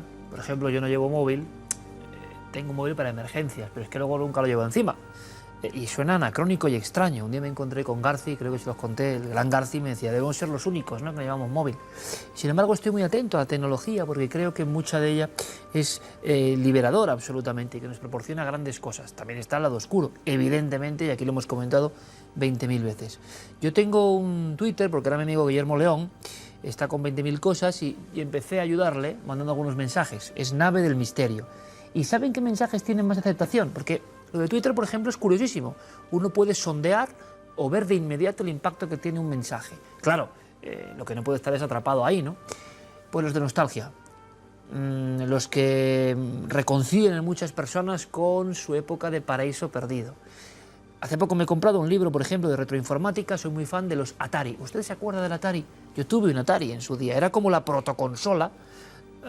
Los gráficos eran terroríficos en cuanto a píxeles, ¿no?, que se movían poco menos que palos y puntos, pero qué arte más impresionante en las carátulas. Entraba por los ojos y toda la cuestión y la dinámica de la informática, el videojuego, tiene mucho de eso, ¿no?, de fantasear, aunque luego el contenido no sea exactamente ese. Esto era en los 80. A mí me encanta la retroinformática y les hablo de alguna ocasión de la edad de oro del software español, que era preciosa, era muy bonita. Yo solo la viví como usuario, porque había un montón de grupos de chavales en institutos que hacían sus propias empresas. Algunos se hicieron millonarios, otros sucumbieron después de ver uno de los juegos publicados, pero había la efervescencia de algo nuevo que estaba pasando y que había que estar en la informática porque era una ventana que se abría al mundo. Pero el Atari, la retroinformática, el Spectrum, el Amstrad, el MSX, lo que ustedes quieran, todos esos ordenadores de los 80, no dejaban de ser lo que ya hemos conocido, la pantalla. Claro, Internet es la gran revolución, evidente. Y uno va pensando que estamos pasando de revolución en revolución. La que viene ahora, a mí me parece sorprendente, aún más, que es la inmersión, la experiencia inmersiva. Y que sin duda se extenderá por el mundo como ha ocurrido con los móviles, con Internet o con los ordenadores, que parecían cosas de sabios, de ricos o de no sé qué, y al final los tiene todo el mundo, porque las empresas, y eso también creo que es democratizar, hacen que a mayor cantidad de artefactos construidos descienda el precio, y además el marketing y la publicidad casi hace que uno necesite eso. Lo necesite o no, eso ya no lo sé. Yo tuve la experiencia de inmiscuirme en una de estas gafas de realidad virtual con un simple juego y me quedé tan impresionado que tuve la absoluta conciencia, amigos, y como ven, sin móvil y bastante reacio para muchas cosas, no soy alguien muy ducho ni muy despierto en lo que se va a llevar tecnológicamente, pero no hace falta ser profeta. Yo supe que ya había un mundo nuevo, porque yo sentí la inquietud de ese juego, de estar dentro del juego, de mirar para atrás y que todo sea juego, de que todo era posible en una aventura donde yo era el protagonista. ¿Se acuerdan de aquellos libritos que fueron una ruptura en nuestra infancia? Los que sean veteranos como yo se acordarán de Vive tu propia aventura. Podrían ser mejores o peores, pero ya se leía de manera distinta. Bueno, pues ahora parece que se ve de forma distinta. Y en España hay pioneros, que es curioso. He conocido a algún joven innovador de la vanguardia de la realidad virtual y me he quedado tan boquiabierto, tan absolutamente boquiabierto. Miren, me contaba que dentro de poco en los supermercados se va a poder comprar de una forma diferente. Es que el supermercado está en tu casa, las estanterías se abren en tu salón, estás con tus gafas o con tu dispositivo y tú vas cogiendo realmente, virtualmente, en la cesta y eso te llega a casa en un momento dado. No pasa en una pantalla. Hay personas que ya están quedando, por ejemplo, en un bar para jugar al billar y que físicamente se ven, pero no como aquello que era lo de Second Life, ¿se acuerdan? Que iba a ser el futuro y al final muchos futuros no llegan porque les falta algo. Pero es que aquí la sensación de que uno está en mitad de un entorno es real. Cuando este amigo me contaba que jugaban su partidita 4 personas, uno de Alaska, otro de Nueva Zelanda y otro de Francia, ahí está cambiando algo. Las relaciones humanas ya van a seguir variando y uno va a poder escapar a otros mundos. Hay recreaciones ya de las pirámides por dentro, de lugares que no se pueden visitar, que es peligroso visitar o que uno no puede por cuestiones económicas. Y yo pensaba, está claro, la realidad virtual va a traer todo lo que trae la nueva tecnología. Miedos, pánicos, adicciones, soledades, de acuerdo, eso ya lo sabemos. Pero ¿qué va a traer en cambio? Un cambio en la educación seguro. Personas que no tienen oportunidad de ir a Machu Picchu, estar en Machu Picchu, y es estar en Machu Picchu. Y usted me dirá, bueno, pero ¿estar cómo si no estás? Bueno, si todo está al milímetro, la experiencia visual que recibe tu cerebro y tus ojos es real. ¿No es democratizar eso también? Que alguien que está impedido o con un problema o pueda viajar a mundos que nunca hubiese soñado ni siquiera pisar. ¿Ir a la Luna? Podremos ir a la Luna, podremos pasearnos por Marte, lo van a ver, nuestros hijos lo van a ver. Pero de verdad, es increíble lo que está creando el ser humano. Y yo creo que es importante. Y en los temas del misterio, acudir a la pirámide maya, acudir a los desiertos de Nazca, acudir a la isla de Pascua y estar realmente allí y vivir aventuras allí, me parece increíble. El abanico que se abre es como de magia absoluta. Cuentan, que cuando llegaron las primeras películas, como El tren llegando a la estación de los hermanos Lumière, el público de aquel momento salía en estampida del cine. El tren les iba a atropellar. Y hoy sabemos lo que es el cine y lo que ha significado. Pues esto va a ser exactamente lo mismo. Vamos a poder vivir aventuras de todo tipo. Ahora, luego, ¿vamos a odiar la realidad convencional? ¿Vamos a querer siempre estar sumidos en esa realidad que hemos diseñado para nosotros? Hay personas, óiganme, que hacen sus reuniones a nivel virtual de trabajo en estos ámbitos y que dicen, bueno, ¿para qué vamos a entrar en el despacho? Hacemos una vista, por ejemplo, del skyline de Manhattan y estamos ahí con nuestro ordenador y estás trabajando, pero estás ahí con ese fondo, trabajando en tu mesa, pero todo lo que te rodea es milimétricamente el edificio más alto de Nueva York. Se podrá estar, por tanto, en diferentes lugares a la vez. Es decir, eso de la bilocación de los místicos no ocurrirá. Tú podrás tener tu programa para estar trabajando en la selva, porque estás observando no sé qué, analizando una ficha de dinosaurios o en el despacho. Son cosas que no podemos ni imaginar. Y la educación. Y en vez de que te den la lección de dinosaurios o de Quevedo o de Goya, verles en recreaciones trabajando con sus obras, entrar dentro de las obras. Y sobre todo, ¿saben lo más sorprendente? Que esto es exponencial, que esto va tan rápido que milagros auténticos de la percepción y el cerebro van a ocurrir en nada. Me están contando ayer, lo vamos a contar la semana que viene, que incluso a nivel de curación, de fobias, de miedos, se está empleando. La persona que tiene miedo de viajar en avión sube 20 veces en el avión hasta que pierde el miedo, porque está realmente dentro del avión. Deportistas que pueden entrenar en su casa, están lesionados con la raqueta, con el fútbol, con lo que ustedes quieran.